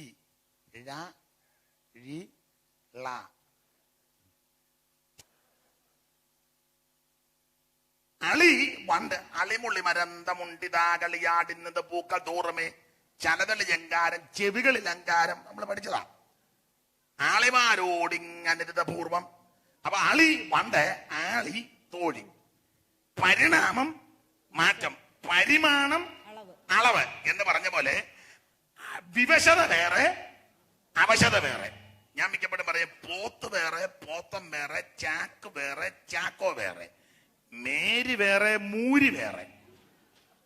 ഈ മേരിയാന്നും പറഞ്ഞ് മൂരിയുടെ മുന്നിലും ചെല്ലരുത്, മൂരിയാന്നും പറഞ്ഞ് കേൾക്കുമ്പോ ഒരുപോലെ തോന്നും. മേരി മൂരി രണ്ടും രണ്ടാ എന്ന് പറഞ്ഞ പോലെ വിവശത വേറെ, അവശത. യോഹന്നാൻ ഉണ്ടായത് വിവശത. ഇപ്പൊ പലയിടത്തും നടക്കുന്നത് അവശതയാ. അവശതയാ. പൊത്തോന്നല്ലേ വീടുന്നേ. നേരെ നിൽക്കുന്നതിനെല്ലാം പടപെട്ട്. ഇന്നാളുടെ അടുത്ത് എന്നെ എനിക്കിതൊന്നും ഇല്ല, ഈ വാട്സപ്പോ അതൊന്നും ഇല്ല. പുറത്ത് തന്നെ കാണിച്ചു, അച്ഛാ ഇത് കാണാൻ പറഞ്ഞു. ഞാൻ നോക്കുമ്പോൾ ഒരു താടിക്കാരനാ നിൽക്കുന്നതിനെല്ലാം തള്ളിയിടുക. അവനങ്ങ് തള്ളിയിട്ടത്. അവൻ വരുന്നതിന് മുന്നേ 3 എണ്ണം അങ്ങ് പറന്ന്. അവൻ തൊടുക പോലെ അവൻ വരുന്നെന്ന് കണ്ടപ്പോഴേ ഈ 10, 20, 10, 60, 80 കിലോ ഉള്ള പെണ്ണുങ്ങളൊക്കെ താഴെ പോയ അവശത ഉണ്ടാകാതിരിക്കുമോ? പടോന്ന് വീണ് പൊത്തോന്നങ്ങ് വീടുകാന്ന്. അവസാനം അവശതപ്പെട്ട എഴുന്നേറ്റുള്ള വരവൊന്ന് കാണണം. പടോന്ന് വീണ്. ഇപ്പൊ പിന്നെ താങ്ങാൻ ആളുണ്ട്, താങ്ങിക്കിടത്തുന്നിടവും ഉണ്ട്. പടോന്ന് വീണ്. മെയിൻ പാസ്റ്റർ പറഞ്ഞ് അനക്കണ്ട കിടന്നോട്ടെന്ന് പറഞ്ഞു. വിവശതയാ. കുറച്ച് കഴിഞ്ഞ് കണ്ണ് തെളിച്ചപ്പോ ആരുമില്ല. അവരെല്ലാം 8ന്റെ വണ്ടിക്ക് പോയി. ഇതെവിടെ കിടക്കുക. പിന്നെ അവിടെ മാപ്പിള പോയില്ല, കാരണം ഇട്ടേച്ച് പോകാൻ ഒക്കത്തില്ല. എവിടെയും കൊണ്ട് തന്നെ. നാട്ടിലൊക്കെ ഞാൻ പറയും, ഓട്ടോക്കാരനുമുണ്ട്, അവന്റെ കാശ് കൊടുക്കാറാ വീടാൻ ഇങ്ങോട്ട് കയറിയത്. അവനും വെളിയിൽ കിടപ്പുണ്ട്. പിന്നെ ആ ഉരുണ്ട് വീണേച്ചാ എഴുന്നേറ്റുള്ള പോക്കൊക്കെ ഒന്ന് എന്തോ ഒരു അവശതയാണെന്നറിയാം. പിന്നെ എപ്പോഴോ ഒന്ന് വീണതല്ലയോ, വീണപ്പം കൈ അങ്ങ് ഉളുക്കി, മുടി അങ്ങ് അഴിഞ്ഞു പോയി. ഒരു കൈ അനക്കാൻ മേല, പിന്നെ ഒരു കൈ കൊണ്ട് മുടിയൊക്കെ ഒന്ന്. പണ്ട് ഉമാകേരളത്തിലെ ഉള്ളൂര് പറഞ്ഞു, ഉടൻ മഹാദേവി ഇടത്ത് കയ്യാൽ അടിഞ്ഞ വാർപ്പും കിടലൊന്ന് ഒതുക്കി ജ്വലിച്ച കൺകൊണ്ടൊരു നോക്കി പാർശ്വസ്ഥനാകും പതിയോടുരച്ചു എന്ന് പറഞ്ഞ പോലെ ഒരു കൈ ഉളുക്കി, പിന്നെ ഒരു കൈ കൊണ്ട് അതെല്ലാം കൂടെ അത് അവസരപ്പെട്ട ആ വരവൊക്കെ ഒന്ന് കാണും. എന്നെ പറഞ്ഞ എന്താ പറ്റും, എൻ്റെ ബാഗ് എവിടെ എങ്ങാനും കാണും. അതിനുടനെ ബാഗ് എടുക്കാൻ പോയി. ഇല്ല, പുതിയ ബാഗ് മേടിച്ചു കൊടുക്കണം. അതെടുത്തോണ്ട് വന്നാൽ പറഞ്ഞ് എൻ്റെ വാച്ച് എവിടെ എങ്ങാനും കാണും, നിനക്ക് മിണ്ടാൻ മേലെ. അവശതയായി പോയെന്ന് പിന്നെ അവൻ വാച്ച് തപ്പി, അവിടെ കണ്ട് തപ്പി വാച്ച് കിട്ടി. വാച്ച് എടുത്തോണ്ട് എൻ്റെ ഷാൾ അവിടെ എങ്ങാനും കാണും. എല്ലാം പോയെന്ന് പിന്നെ ഷാൾ എടുക്കാൻ പോയി. അവൻ പിന്നെ ഈ ആനക്കാരനെ പോലെ പുറകെ അങ്ങ്. നിങ്ങളുടെ നാട്ടിലൊക്കെ ആനക്കാരനെ കണ്ടില്ലേ? ആന ഇങ്ങനെ പോകും, കരിമ്പ് കൊണ്ടുവാ, പനപ്പട്ട കൊണ്ടുവാ, ഓലമടൽ കൊണ്ടുവാ എന്ന് പറഞ്ഞ് ആന ഇങ്ങനെ. ആനക്കാരൻ ആ കമ്പം പിടിച്ചോണ്ട് പുറകെ ആന നിൽക്കുമ്പോ ആനക്കാരൻ നിൽക്കും. എല്ലാവരുടെയും കാര്യമല്ലേ പറ, നിങ്ങൾ എന്നെ തുറച്ചു നോക്കാതെ. പണ്ടേ ശൂന്യകാലത്ത് പറഞ്ഞ പോലെ എനിക്ക് ഇരുനിറം പറ്റിയിരിക്കാലും വെയിൽ കൊണ്ട് കറുത്തിരിക്കാലും നിങ്ങൾ എന്നെ തുറച്ചു നോക്കാം. നമ്മള് ദൈവമക്കളല്ലയോ? ആവർത്തനത്തിൽ വാക്യമുണ്ട്, വഴിയിൽ അവനുമായിട്ട് വിഘടിക്കരുതെന്ന. നമ്മൾ വിഘടിക്കരുത്, യോജിച്ചു പോകണം. പിന്നെ അവസാനം ആവശ്യപ്പെട്ട ഇടന്നിട്ടുള്ള വരവും ഓട്ടോയിലോട്ട് കൊണ്ട് അങ്ങ് ഇടുക. വയ്യ. അപ്പൊ കൂടെ തുള്ളിയ തങ്കമ്മ ചോദിച്ചു, നാളെ വരുമോ, വൈകിട്ടത്തെ യോഗത്തിന് കാണുമോ? അവശത. അപ്പൊ ഇന്ന് പലയിടത്തും നടക്കുന്നത് അവശത. യോഹന്നാൻ ഉണ്ടായത് വിവശത. ഒന്നുകൂടെ വായിച്ചേ. കർത്ത ദിവസത്തിൽ ഞാൻ ആത്മവിവശനായി. നീ കാണുന്നത് ഒരു പുസ്തകത്തിൽ എഴുതി,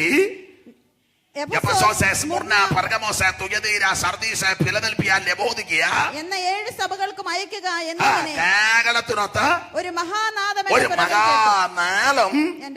എന്റെ പിൻപിൽ കേട്ടു. ശ്രദ്ധിക്കുക, ഞാൻ ആത്മവിവശതയ്ക്കെതിരല്ല. ആത്മാവിന്റെ വിവശത വന്നിട്ടുണ്ട്, വരികയും ചെയ്യും, ഇനിയും വരും. പക്ഷെ ഇപ്പൊ കാണിക്കുന്ന കോക്കാമ്പീച്ചല്ല. ആത്മാവിന്റെ വിവശത വന്നാൽ കാണും, കേൾക്കും, ഓർക്കും, അറിയും, എഴുതും, പറയും, സുബോധമുണ്ട്. തന്നെയല്ല, ആത്മാവിന്റെ വിവശത വന്നിടത്തെല്ലാം കവിണ്ണല്ലയോ വീണത്? യോഹന്നാൻ കവിണ്ണ് വീണു, യഹസ്കേൽ കവിണ്ണ് വീണു, ദാനിയേൽ കവിണ്ണ്. വ്യാജി പിടിച്ച ഗോലിയാത്ത് വരെ കവിണ്ണാ വീണത്. ഇപ്പം വീഴുന്നതോ? അതുകൊണ്ടാണ് ഇത് യോജിക്കാൻ പറ്റാത്തത്. വീഴുന്നതിന് ഞാനിതിൽ വീണിട്ടുണ്ട്. ആദ്യ നൂറ്റാണ്ടിലെ അനുഭവം പഠിച്ച വീണതെല്ലാം കവിണ്ണ. ഇപ്പം വീഴുന്നത് മലന്നാ വീഴുന്നത്. ഈ കവിണ്ണ് വീഴുക എന്ന് പറഞ്ഞാൽ ഭക്തി, ആരാധന, ഭയം, ബഹുമാനം, ആദരവ് ഇതൊക്കെ വർദ്ധിക്കുമ്പോ കവിണ്ണ് വീഴും. ഹൈന്ദവ സ്നേഹിതന്മാരെ ക്ഷേത്രത്തിൽ ചെല്ലുമ്പോൾ കവിണ്ണ് സാഷ്ടാംഗം വീഴും. ഭക്തിയും ഭയവും വർദ്ധിക്കുമ്പം ദൈവസന്നിധിയിൽ അങ്ങനെ കവിണ്ണ് വീഴുക പതിവാ, സാധാരണമാ. ഇപ്പം വീഴുന്നതെല്ലാം മലന്ന. അത് കുഴപ്പമാ. ഇപ്പൊ ഉദാഹരണമാ ഞാനിപ്പം പറയുക. ഇപ്പൊ ഇവിടുത്തെ രാജ്ഞി ഇവിടെ വരിക. രാജ്ഞി ഇവിടെ വന്നേച്ച് രാജ്ഞിയെ നമ്മൾ യഥോചിതം സ്വീകരിച്ച് ഇവിടെ കൊണ്ടിരുത്തി ഉടനെ നമ്മൾ എല്ലാവരും രാജ്ഞിയെ കാണാൻ വന്ന് കവിണ്ണ് വീഴുക എന്ന് വിചാരിക്കുക. ആരാധനയും ഭക്തിയും ബഹുമാനവും ആദരവും ഒക്കെ വർദ്ധിക്കുമ്പോൾ ചില കവിണ്ണ് വീഴും. അങ്ങനെ വരുന്നവര് കവിണ്ണ് വീഴുമ്പം നമ്മുടെ കൂട്ടത്തിലുള്ള എന്റെ രാജ്ഞി എന്നും പറഞ്ഞ് നേരെ പുറകോട്ട് വീണാലോ, അവര് പറയും പെട്ടെന്ന് ഹോസ്പിറ്റലിൽ അഡ്മിറ്റ് ആക്കാൻ പറയും. എന്നെ കാണാൻ വന്ന ചായി മലന്ന് കിടക്കുന്നത് കവിണ്ണാണ്, കുഴപ്പമില്ല. അവട്ടെ, ഞാൻ ഇടയ്ക്ക് കയറി അത്രയും പറഞ്ഞതുകൊണ്ട് അവൻ ആത്മാവിന്റെ വിവശത നിന്നിട്ടില്ല, ഇപ്പോഴും ഉണ്ട്. പക്ഷെ ഇപ്പൊ കാണുന്ന രീതിയല്ല. ഏതായാലും യോഹന്നാൻ കർത്ത ദിവസത്തിൽ ആത്മവിവശനായി. നീ കാണുന്നത് പുസ്തകത്തിൽ എഴുതി 7 സഭകൾക്ക് അയക്കുക എന്ന് കാഹളനാദത്തിനൊരു ശബ്ദം എന്റെ പിറകിൽ കേട്ടു. അടുത്ത വാക്യം, എന്നോട് സംസാരിച്ച നാദം എന്തെന്ന് കാണാൻ ഞാൻ തിരിഞ്ഞപ്പോ ഈ നാദത്തിന്റെ പ്രത്യേകത കാണാൻ പറ്റുന്ന നാദമാ, കാണാൻ കൊള്ളാവുന്ന നാദമാ. ആദിനാദം, ആദി ശബ്ദം, ആദ്യ സ്വരം, ആദ്യാക്ഷരം അല്ലെങ്കിൽ ആദി ശബ്ദം, ആരംഭ ശബ്ദം. ഹൈന്ദവര് പറഞ്ഞാൽ ഓംകാരം എന്ന് പറയും. ആദിനാദം പണ്ട് അമ്പലത്തിലൊക്കെ പോകുമ്പോ ചൊല്ലാറുണ്ട്, ഓംകാരമായ പൊരുൾ 3 പിരിഞ്ഞുടനെ ആങ്കാരമായതിന് താൻ തന്നെ സാക്ഷിയതു ബോധം വരുത്തുവതിനാളായി നിന്ന പര ആചാര്യ രൂപഹരി. പണ്ട് ചൊല്ലുന്നതാ. ഒന്നായ നിന്നെ ഇക രണ്ടെന്ന് കണ്ടളവിൽ ഉണ്ടായൊരിണ്ടൽ ഭേദമിണ്ടാവതല്ല മമ പണ്ടേ കണക്ക് വരുവാൻ നിൻ കൃപാബലികൾ ഉണ്ടാകയെങ്കലിക. അപ്പൊ ആദ്യ ശബ്ദം ഓംകാരം, ആദിനാദം. ആദ്യ ശബ്ദം ഏതാന്ന് ചോദിച്ചാൽ കർത്താവായ യേശു ക്രിസ്തു. താൻ തിരിഞ്ഞപ്പോൾ കണ്ടത് തന്റെ പിറകിൽ കേട്ട ശബ്ദം, കാണാൻ തിരിഞ്ഞപ്പോൾ കണ്ട കാഴ്ച. 13-ാം വാക്യം, തിരിഞ്ഞപ്പോൾ 7 പൊൻ നിലവിളക്കുകളെയും നിലവിളക്കുകളുടെ നടുവിൽ നിലയങ്ക് ധരിച്ചുകൊണ്ട് മാറത്ത് പൊൻകച്ച കെട്ടിയവനായി മനുഷ്യപുത്രനോട് സദൃശ്യനായവനെയും കണ്ടു.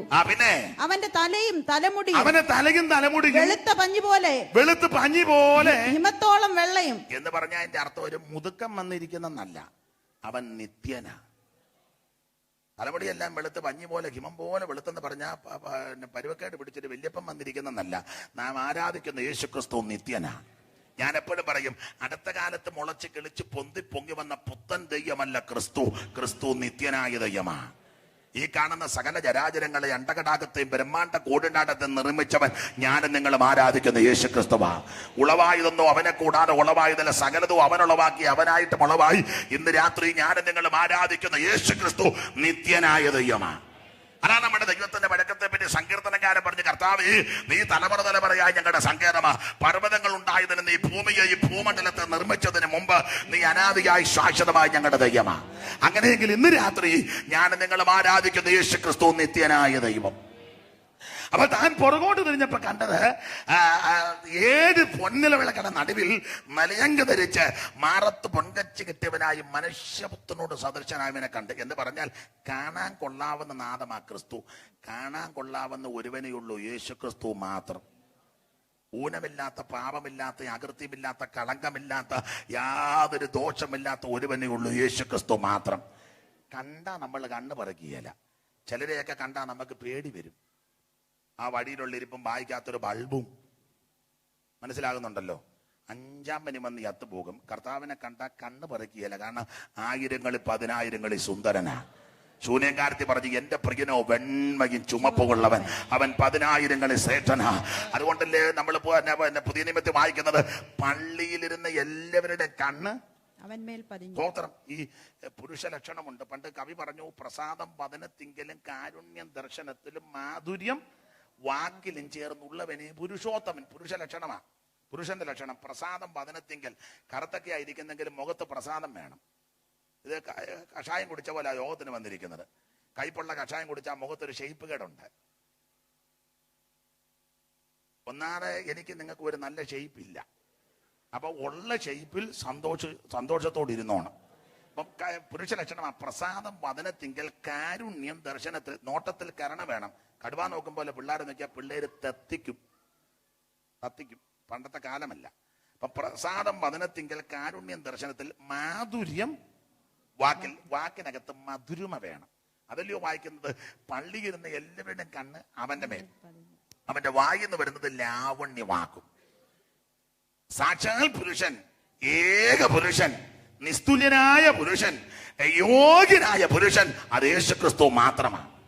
യാതൊരു കളങ്കമില്ലാത്തവനാ. അപ്പം ഈ പുരുഷ ലക്ഷണം. പിന്നെ സ്ത്രീക്ക് ലക്ഷണമുണ്ട്. നീതിസാരം അങ്ങനെ പഠിപ്പിക്കുന്നത്. ചീത്ത സ്ത്രീകളുമുണ്ട്, നല്ല സ്ത്രീകളുമുണ്ട്. വിവാദശീലാം സ്വയമർത്ഥജോരിണിയും പരാനുകൂലാം പതിദോഷ പാക്ഷണി അഗ്രേ ഗൃഹ അന്യഗൃഹ പ്രവേശിനി എന്ന. അങ്ങനെയുള്ള സ്ത്രീകൾ 10 പുത്രന്മാരുണ്ടെങ്കിലും തട്ടിക്കളയാനാ നമുക്കല്ല നീതിസാരം. വിവാദശീലാം എന്നും മഴക്കൊണ്ടാക്കുന്ന സ്ത്രീകളുണ്ട്. തൊടുന്നതിനും പിടിക്കുന്നതിനും. ഞങ്ങൾക്കൊരു പാപ്പച്ചുണ്ടായിരുന്നു. പാപ്പച്ചന്റെ ഭാര്യ മരിച്ചപ്പോൾ ഞാനും ചെന്നു. 2 വാക്ക് പറഞ്ഞ് ചെറിഞ്ഞപ്പോൾ എൻ്റെ പുറത്തൊരാൾ തട്ടി. തിരിഞ്ഞപ്പോൾ പാപ്പച്ചനാ. അപ്പം ഞാൻ പറഞ്ഞു, ചോദിച്ചാൽ വേർപാടും ദുഃഖമൊക്കെ വരും, ദൈവം നമുക്ക് ധൈര്യവും കൃപയും നല്ല പ്രാർത്ഥിക്കാൻ ധൈര്യപ്പെടും. അപ്പം പാച്ചൻ പറഞ്ഞ്, ആ ടനീഷ അവളും സ്വസ്ഥമായി, ഞാനും സ്വസ്ഥമായി എന്ന് പറഞ്ഞു. ഇപ്പോഴും എൻ്റെ കാതിലുണ്ട്. എന്നോട് പറഞ്ഞു, അവളും സ്വസ്ഥമായി. കാരണം ഈ സ്ത്രീ ബഹളക്കാരിയാ. പുള്ളി സുവിശേഷ വേലക്കാരനാ. എപ്പോൾ വന്നാൽ ഇവർ ഒന്ന് പറഞ്ഞ് 2 വഴക്കുണ്ടാക്കും. പുള്ളി ഒന്നും മിണ്ടുകയില്ല, ശാന്തമായിട്ട് സ്തോത്രം പറഞ്ഞുകൊണ്ടിരിക്കും. അത് അവരങ്ങ് മുതലാക്കി. എന്നും അങ്ങ് അലോഗ്യമാണ്. അങ്ങനെ ഇരുന്നപ്പോഴാണ് എലിപ്പനി വന്നു ചെയ്യാത്തത്. അത് ആ പാപ്പച്ചൻ പറഞ്ഞു, അവളും സ്വസ്ഥമായി. എന്നും വഴക്കുണ്ടാകും. വിവാദശീലം, സ്വയം അർത്ഥചോരണി, സ്വന്തം പണം ചോർത്തും.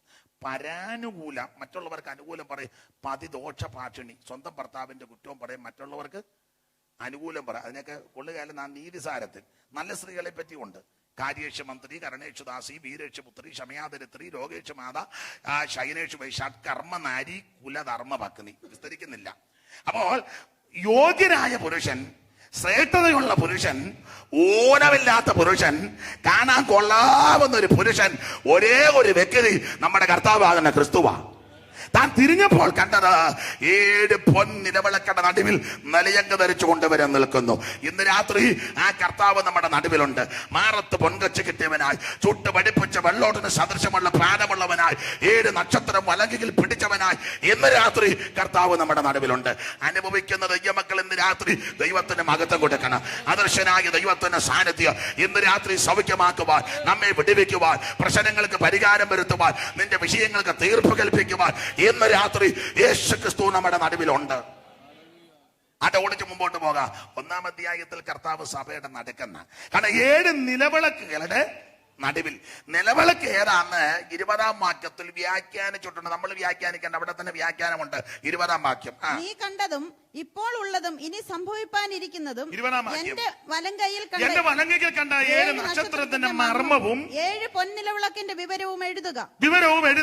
7 നക്ഷത്രം 7 സഭകളുടെ ദൂതന്മാരാകുന്നു. 7 നിലവിളക്ക് 7 സഭകളാ. ശ്രദ്ധിക്കുക, 7 നിലവിളക്ക്, 7 സഭ, 7 സഭ. അപ്പൊ നിലവിളക്കളുടെ നടുവിൽ കർത്താവ് നിൽക്കുന്ന, അങ്ങനെയാണ് സഭയുടെ നടുക്ക്.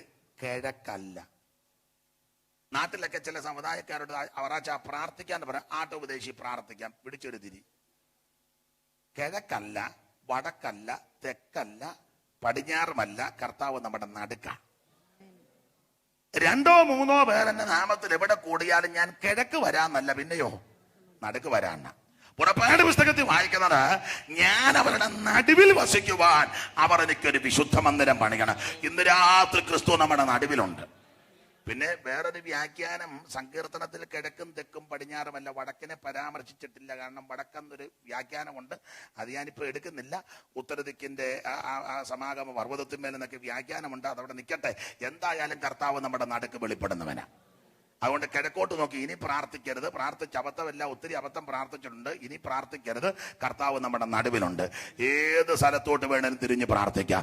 ഇന്ന് രാത്രി യേശു നടുക്കുണ്ട്. അപ്പോൾ 7 നിലവിളക്കയുടെ നടുവിൽ. അപ്പോൾ 1-ാം അധ്യായത്തിൽ കർത്താവ് സഭയുടെ നടുക്ക്. ഇനി നടുക്ക് വെറുതെ നിൽക്കുകയല്ല, അവൻ ജീവനുള്ള ദൈവമാണ്. സഭയുടെ നടുക്ക് എന്തോടുക്കുക? 2-ാം അധ്യായത്തിന്റെ 1-ാം വാക്യം. എഫെസോസിലെ സഭയുടെ ദൂതൻ എഴുതുക. 7 നക്ഷത്രം വലങ്കയിൽ പിടിച്ചുകൊണ്ട് 7 പൊൻനിലവിളക്കുകളുടെ നടുവിൽ നടക്കുന്നവൻ എന്ന് പറഞ്ഞാൽ വ്യാഖ്യാനം എത്രയേ ഉള്ളൂ. നാം ആരാധിക്കുന്ന യേശു ക്രിസ്തു ജീവനുള്ള ദൈവമാണ്. വെറും ഒരു സ്റ്റാച്ചു അല്ല ക്രിസ്തു, അവൻ ജീവനുള്ള ദൈവം. അതുകൊണ്ട് ഒരു പ്രത്യേക സ്ഥലത്തോ രൂപക്കൂട്ടിലോ പ്രത്യേക ഇടത്ത് കർത്താവിനെ കൊണ്ട് നിർത്തരുത്. അവൻ ജീവനുള്ള ദൈവമാ. ഇന്ന് രാത്രി അവൻ നമ്മുടെ നടുവിൽ കൊണ്ട് നടക്കുക. അതെ, മുമ്പോട്ട് പോകാം. 1-ാം അധ്യായത്തിൽ സഭയുടെ നടുക്ക് കർത്താവുണ്ട്. 2-ാം അധ്യായം വരുമ്പോൾ ആ നടുവിൽ കൊണ്ട് നടക്കുന്നുണ്ട് ജീവനുള്ള ക്രിസ്തു. അങ്ങനെ നടന്ന് ലവോദിക്കായുടെ കാലം വന്നപ്പോ കർത്താവ് നടുക്കുമില്ല, നടുവിലുമില്ല, പുറകെയുമില്ല, പുറത്ത് നിന്ന് മുട്ടുക. എന്താ? അകത്തോട്ട് കയറാൻ. ഞാൻ വാതിക്കൽ നിന്ന് മുട്ടുന്നു. ഓടിച്ച ഭാഗം വിടാൻ. കർത്താവ് പുറത്തു പോകാൻ പല കാരണമുണ്ട്. 1-2 കാര്യങ്ങൾ വാക്യം മാത്രം പറഞ്ഞു പോകാൻ വ്യാഖ്യാനിക്കാൻ നേരമില്ല. യേശു ക്രിസ്തു സഭയുടെ വെളിയിൽ പോകാൻ 1-ാമത്തെ കാര്യം, 7 സഭയും കൂടെ ചേർത്ത് പഠിച്ച 7-ാമത്തെ സഭയുടെ വെളിയിലാണല്ലോ കർത്താവ്. അപ്പൊ 7 സഭയും കൂടെ ചേർത്ത് യേശു ക്രിസ്തു സഭയുടെ വെളിയിൽ പോകാൻ 1-ാമത്തെ കാര്യം, ആദ്യ സ്നേഹം വിട്ടുപോകുന്നൊരു കുറ്റമുണ്ട്. ആദിമകാലത്തെ സ്നേഹവും പ്രതിഷ്ഠയും പ്രതിഷ്ഠാജീവിതവും ത്യാഗജീവിതവും ഒക്കെ നഷ്ടപ്പെട്ടു പോയ അനേകരുണ്ട്. അങ്ങനെ നഷ്ടപ്പെട്ടാൽ കർത്താവ് അകത്ത് കാണത്തില്ല, വെളിയിൽ പോകും. ഇന്ന് രാത്രി യേശു അകത്തോട്ട് വരണമെങ്കിൽ സഭ, പ്രിയപ്പെട്ടവർ, ആദ്യ സ്നേഹത്തിലേക്ക് ഇന്ന് രാത്രി മടങ്ങി വരണം. ആദ്യ നാളിലെ പ്രതിഷ്ഠയിലേക്ക്, തീരുമാനത്തിലേക്ക് ഇന്ന് രാത്രി മടങ്ങി വരണം. ഈ ക്രിസ്തീയ ജീവിതം എന്ന് പറയുന്നത് പ്രതിഷ്ഠാജീവിതമാണ്. സ്തോത്രം. നമുക്ക് പ്രതിഷ്ഠാ ജീവിതമായ യോഗത്തിന് വന്ന് പ്രതിഷ്ഠ ഇരിക്കുമ്പോഴായിരിക്കുന്ന ഒരു സ്തോത്രം പോലും പറയുകയല്ല. നമ്മൾ പറയല്ലേ, പുള്ളി അനങ്ങുന്നില്ലല്ലോ, പ്രതിഷ്ഠയാ. അല്ല, പുള്ളിയുടെ അപ്പുറം ഇരിക്കുന്ന ആൾ അനങ്ങുന്നില്ലോ, അതും പ്രതിഷ്ഠയാ. വന്നതല്ലേ ഈ യോഗത്തിന് വന്ന് അനങ്ങാതിരിക്കുന്നതല്ല പ്രതിഷ്ഠ. ജീവിതത്തിൽ പ്രതിഷ്ഠ വേണം. ഈ ജീവിതത്തിൽ പ്രതിഷ്ഠ വേണമെങ്കിൽ എല്ലാവരെ കൊണ്ട് ഒക്കത്തില്ല, പക്വതന്മാരെ കൊണ്ടേ ഒക്കൂ. ഈ ആത്മീക ലോകത്ത് പക്വതന്മാരിപ്പോ കുറവായി, എല്ലാം മിടുക്കന്മാരാ. എവിടെ ചെന്നാലും മിടുക്കന്മാർ ഇഷ്ടം പോലെ ഉണ്ട്. പക്വതന്മാര് ഞാനെപ്പോഴും പറയും, കേരളത്തിൽ പണ്ടൊരു പരമഭക്തനുണ്ടായിരുന്നു, മൂത്താമ്പക്കൽ കൊച്ചുകുഞ്ഞുപദേശി. പരമഭക്തനായിരുന്നു. അദ്ദേഹത്തെ പറ്റി ചരിത്രം പറഞ്ഞത്, ഒരു മാസത്തിൽ 19 നേരമേ ഭക്ഷണം കഴിക്കൂ. 19 നേരം. അപ്പൊ ഒരാൾ പറഞ്ഞ മറ്റേന്റെ കേട് തീർത്തായിരിക്കും ഈ നേരം. പുള്ളി പറഞ്ഞ് 19 നേരം. അപ്പം സന്തത സഹചാരിയായ ഒരു ശിഷ്യൻ പറഞ്ഞു, അപ്പച്ചാ കുറച്ചുകൂടെ ആഹാരം കഴിക്കാം. പുള്ളി പറഞ്ഞു, ചാണ്ടിക്കുഞ്ഞെ കുറച്ചുകൂടെ ആഹാരം കഴിച്ചാൽ കൊച്ചുകുഞ്ഞ് കയറി അങ്ങ് വളരും, ഉപദേശി കാണുകയല്ലെന്ന്. മാരാമണ്ണ് മണക്കൂർ ധനാഢ്യന്റെ വീട്ടിൽ യോഗത്തിന് ചെന്നപ്പോൾ അവരുടെ നിലയനുസരിച്ച് തീന്മേശ മുഴുവൻ വിഭവസമൃദ്ധമായ ഭക്ഷണം, ഇറച്ചി, മീനും, കാളനും, ഓലനും, തോരനും, എരിശ്ശേരിയൊക്കെ വെച്ചു. ഉപദേശി ശുശ്രൂഷ കഴിഞ്ഞ് കൈ കഴുകിയേച്ച് വന്നിരുന്നപ്പോൾ ഈ പാത്രത്തിന്റെ മൂടി മാറ്റിയപ്പോൾ നല്ല ആവിയും മണവും കളറും ഇത് കണ്ടപ്പോൾ ആസ്വദിച്ചു. ക്ഷീണമുണ്ട്. അപ്പൊ തന്നെ ഇത് കണ്ട ആസ്വദിച്ചു ഉടനെ പുള്ളിയുടെ പ്രതിഷ്ഠാജീവിതം ഉണർന്നെന്ന ഉടനെ പുള്ളി പറഞ്ഞെന്നാ പറഞ്ഞ്, കൊച്ചുകുഞ്ഞ് അവിടെ ഇരിക്കാൻ, തന്നോട് തന്നെ അവിടെ ഇരിക്കാൻ പറഞ്ഞു. എന്ന് പറഞ്ഞാൽ ഇതൊന്നും കണ്ട അങ്ങനെ ഇളകണ്ട. എന്നിട്ട് നടന്ന സംഭവമാ. ഒരു പ്ലേറ്റ് എടുത്ത് അല്പം പെറ്റെടുത്ത് പ്ലേറ്റിലിട്ടു, വെള്ളം എടുത്തൊടിച്ച് അല്പം അച്ചാറോടിട്ട് ഞെരടി ആ വെള്ളം വലിച്ചു കുടിച്ച് സ്തോത്രം പറഞ്ഞ് ചെടിനേറ്റ് പോയെന്ന്. നമുക്ക് വിശ്വസിക്കാൻ ഒക്കുകയല്ല. നമ്മളായിരുന്നേലോ? നമ്മളായിരുന്നേ കർത്താവ് ലഭിച്ച ഭക്ഷണ പദാർത്ഥങ്ങൾക്കെല്ലാം സ്തോത്രം സ്തോത്രം സ്തോത്രം. ശുശ്രൂഷിച്ച കരങ്ങളെയും മുഖാന്തരങ്ങളെയും അനുഗ്രഹിക്കണം. ഇത് മുഴുവൻ ഭക്ഷിച്ച് ബലപ്പെടുവാൻ അതാ നമ്മുടെ പ്രതിഷ്ഠ. അതുകൊണ്ട് ഇന്ന് രാത്രി എന്നെ കേൾക്കുന്ന ദൈവകുഞ്ഞുങ്ങൾ ആനിമ സ്നേഹത്തിലേക്കും പ്രതിഷ്ഠയിലേക്കും മടങ്ങി വരണം. അപ്പോൾ യേശു കർത്താവ് സഭയുടെ വെളിയിൽ പോകാൻ, 1, ആദ്യ സ്നേഹം നഷ്ടപ്പെടുത്തി. 2, ബിലയാമിന്റെ ഉപദേശം പിടിച്ചിരിക്കുന്ന ആൾക്കാർ സഭയ്ക്കകത്തുണ്ട്. എന്താ ബിലയാമിന്റെ ഉപദേശം? 3 പദമാ പുതിയ നിയമത്തിൽ കൊടുത്തേക്കുന്നത്. ബിലയാമിന്റെ വഞ്ചന, ബിലയാമിന്റെ വഴി, ബിലയാമിന്റെ ഉപദേശം. യൂദായുടെ ലേഖനത്തിലും വെളിപ്പാട് പുസ്തകത്തിലും പത്രോസിന്റെ ലേഖനത്തിലും 3 പദമാണ്. വഞ്ചന, ഉപദേശം, വഴി. ഒറ്റ വാക്കി പറയാം, ബിലയാമിന്റെ ഉപദേശം എത്രയേ ഉള്ളു? അന്യജാതിയിൽ നിന്ന് കല്യാണം കഴിക്കുന്നതുകൊണ്ട് കുഴപ്പമില്ലാതെ ബിലയാമിന്റെ ഉപദേശം. ഈ പിണങ്ങരുത്, പിണങ്ങാലും ഒന്നുമില്ല. ഈ പണ്ട് കാലത്തൊക്കെ പെന്തിക്കോസുകാർ കല്യാണം ആലോചിക്കുമ്പം ഇടനിലക്കാരനോ ബ്രോക്കറോ ഒക്കെ വരുമ്പം പറയും, ഒരു പയ്യനുണ്ടെന്ന് പറഞ്ഞാൽ വാക്ക് കൊടുക്കത്തില്ല. അപ്പോൾ ഒരു പയ്യനുണ്ട്. അപ്പം വീട്ടുകാർ ചോദിക്കും, അവൻ രക്ഷിക്കപ്പെട്ടതാണോ? പണ്ടൊക്കെ ചോദിക്കുന്നതാ. ഉടനെ ഇടനിലക്കാരൻ പറയും, കൊള്ളാം, AD മോസസിന്റെ കാലത്ത്. ആട്ടെ. ഉടനെ അടുത്ത ചോദ്യം, ആട്ടെ, അവൻ സ്നാനപ്പെട്ടതാണോ? പണ്ട് ചോദിക്കും. ഉടനെ പറയൂ, അയ്യോ, അവന്റെ സ്നാനത്തിന് എന്തോ ആള, പാലത്തിന്റെ കൈവരെ വരെ ആൾക്കാർ ഞാൻ കിടന്നത്. ഭയങ്കര ആളായിരുന്നു സ്നാനത്തിന്. അടുത്ത ചോദ്യം, ആട്ടെ, അവൻ അഭിഷേകം പ്രാപിച്ചതാണോ? പണ്ട് ചോദിക്കും. ഉടനെ പറയൂ, അഭിഷേകം പ്രാപിച്ചതാണോ എന്നോ? അവന്റെ അടുത്ത് പോലും ഇത്രയ്ക്ക് അഭിഷേകമാണ്. ഉടനെ അടുത്ത ചോദ്യം, ആട്ടെ, അവൻ സഭായകത്തിന് പോകുമോ? പണ്ടൊക്കെ ചോദിക്കും. കണ്ടിത് പ്രാപിച്ചാലും ഇങ്ങോട്ട് വരികയല്ല, അവിടെ പ്രാപിച്ചിരിക്കുക. അവൻ പഴയ ആൾക്കാർ, അവൻ സഭായകത്തിന് പോകും. അവനില്ലയോ ഹോള് തുറക്കുന്നതും ഹോള് ഈ പൂട്ടുന്ന ആൾക്കാർ ഇപ്പം മിക്കടത്തുമുണ്ട്. അപ്പോ ചോദിക്കും, അവൻ സഭായകത്തിന് പോകുമോ? അയ്യോ, അവൻ എല്ലാത്തിനും മുന്നില്ല. അടുത്ത ചോദ്യം, ആട്ടെ, അവൻ തിരുമേശ എടുക്കുവോ? പണ്ട് ചോദിക്കും. അപ്പൊ പറയും, എടുക്കുവോന്നോ? എടുക്കുകയും ചെയ്യും, ബാക്കി വരുന്ന മുഴുവൻ കുടിക്കുകയും ചെയ്യും.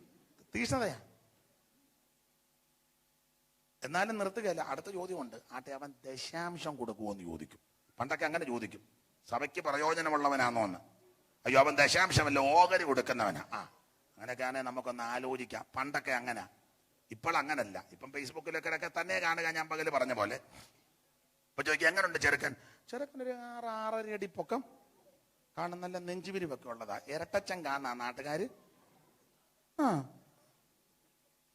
ആട്ടെ, എങ്ങനെയുണ്ട് അവന്റെ ചുറ്റുപാട്? അയ്യോ, ഷർട്ട് ഊരിയ ചുറ്റും പാടാ. കാരണം സൽസ്വഭാവം കൊണ്ട് നാട്ടുകാരെല്ലാം ഷർട്ട് ഊരരുതെന്നേ ഉള്ളു, ചുറ്റുപാടാ, നല്ല ചുറ്റുപാട്.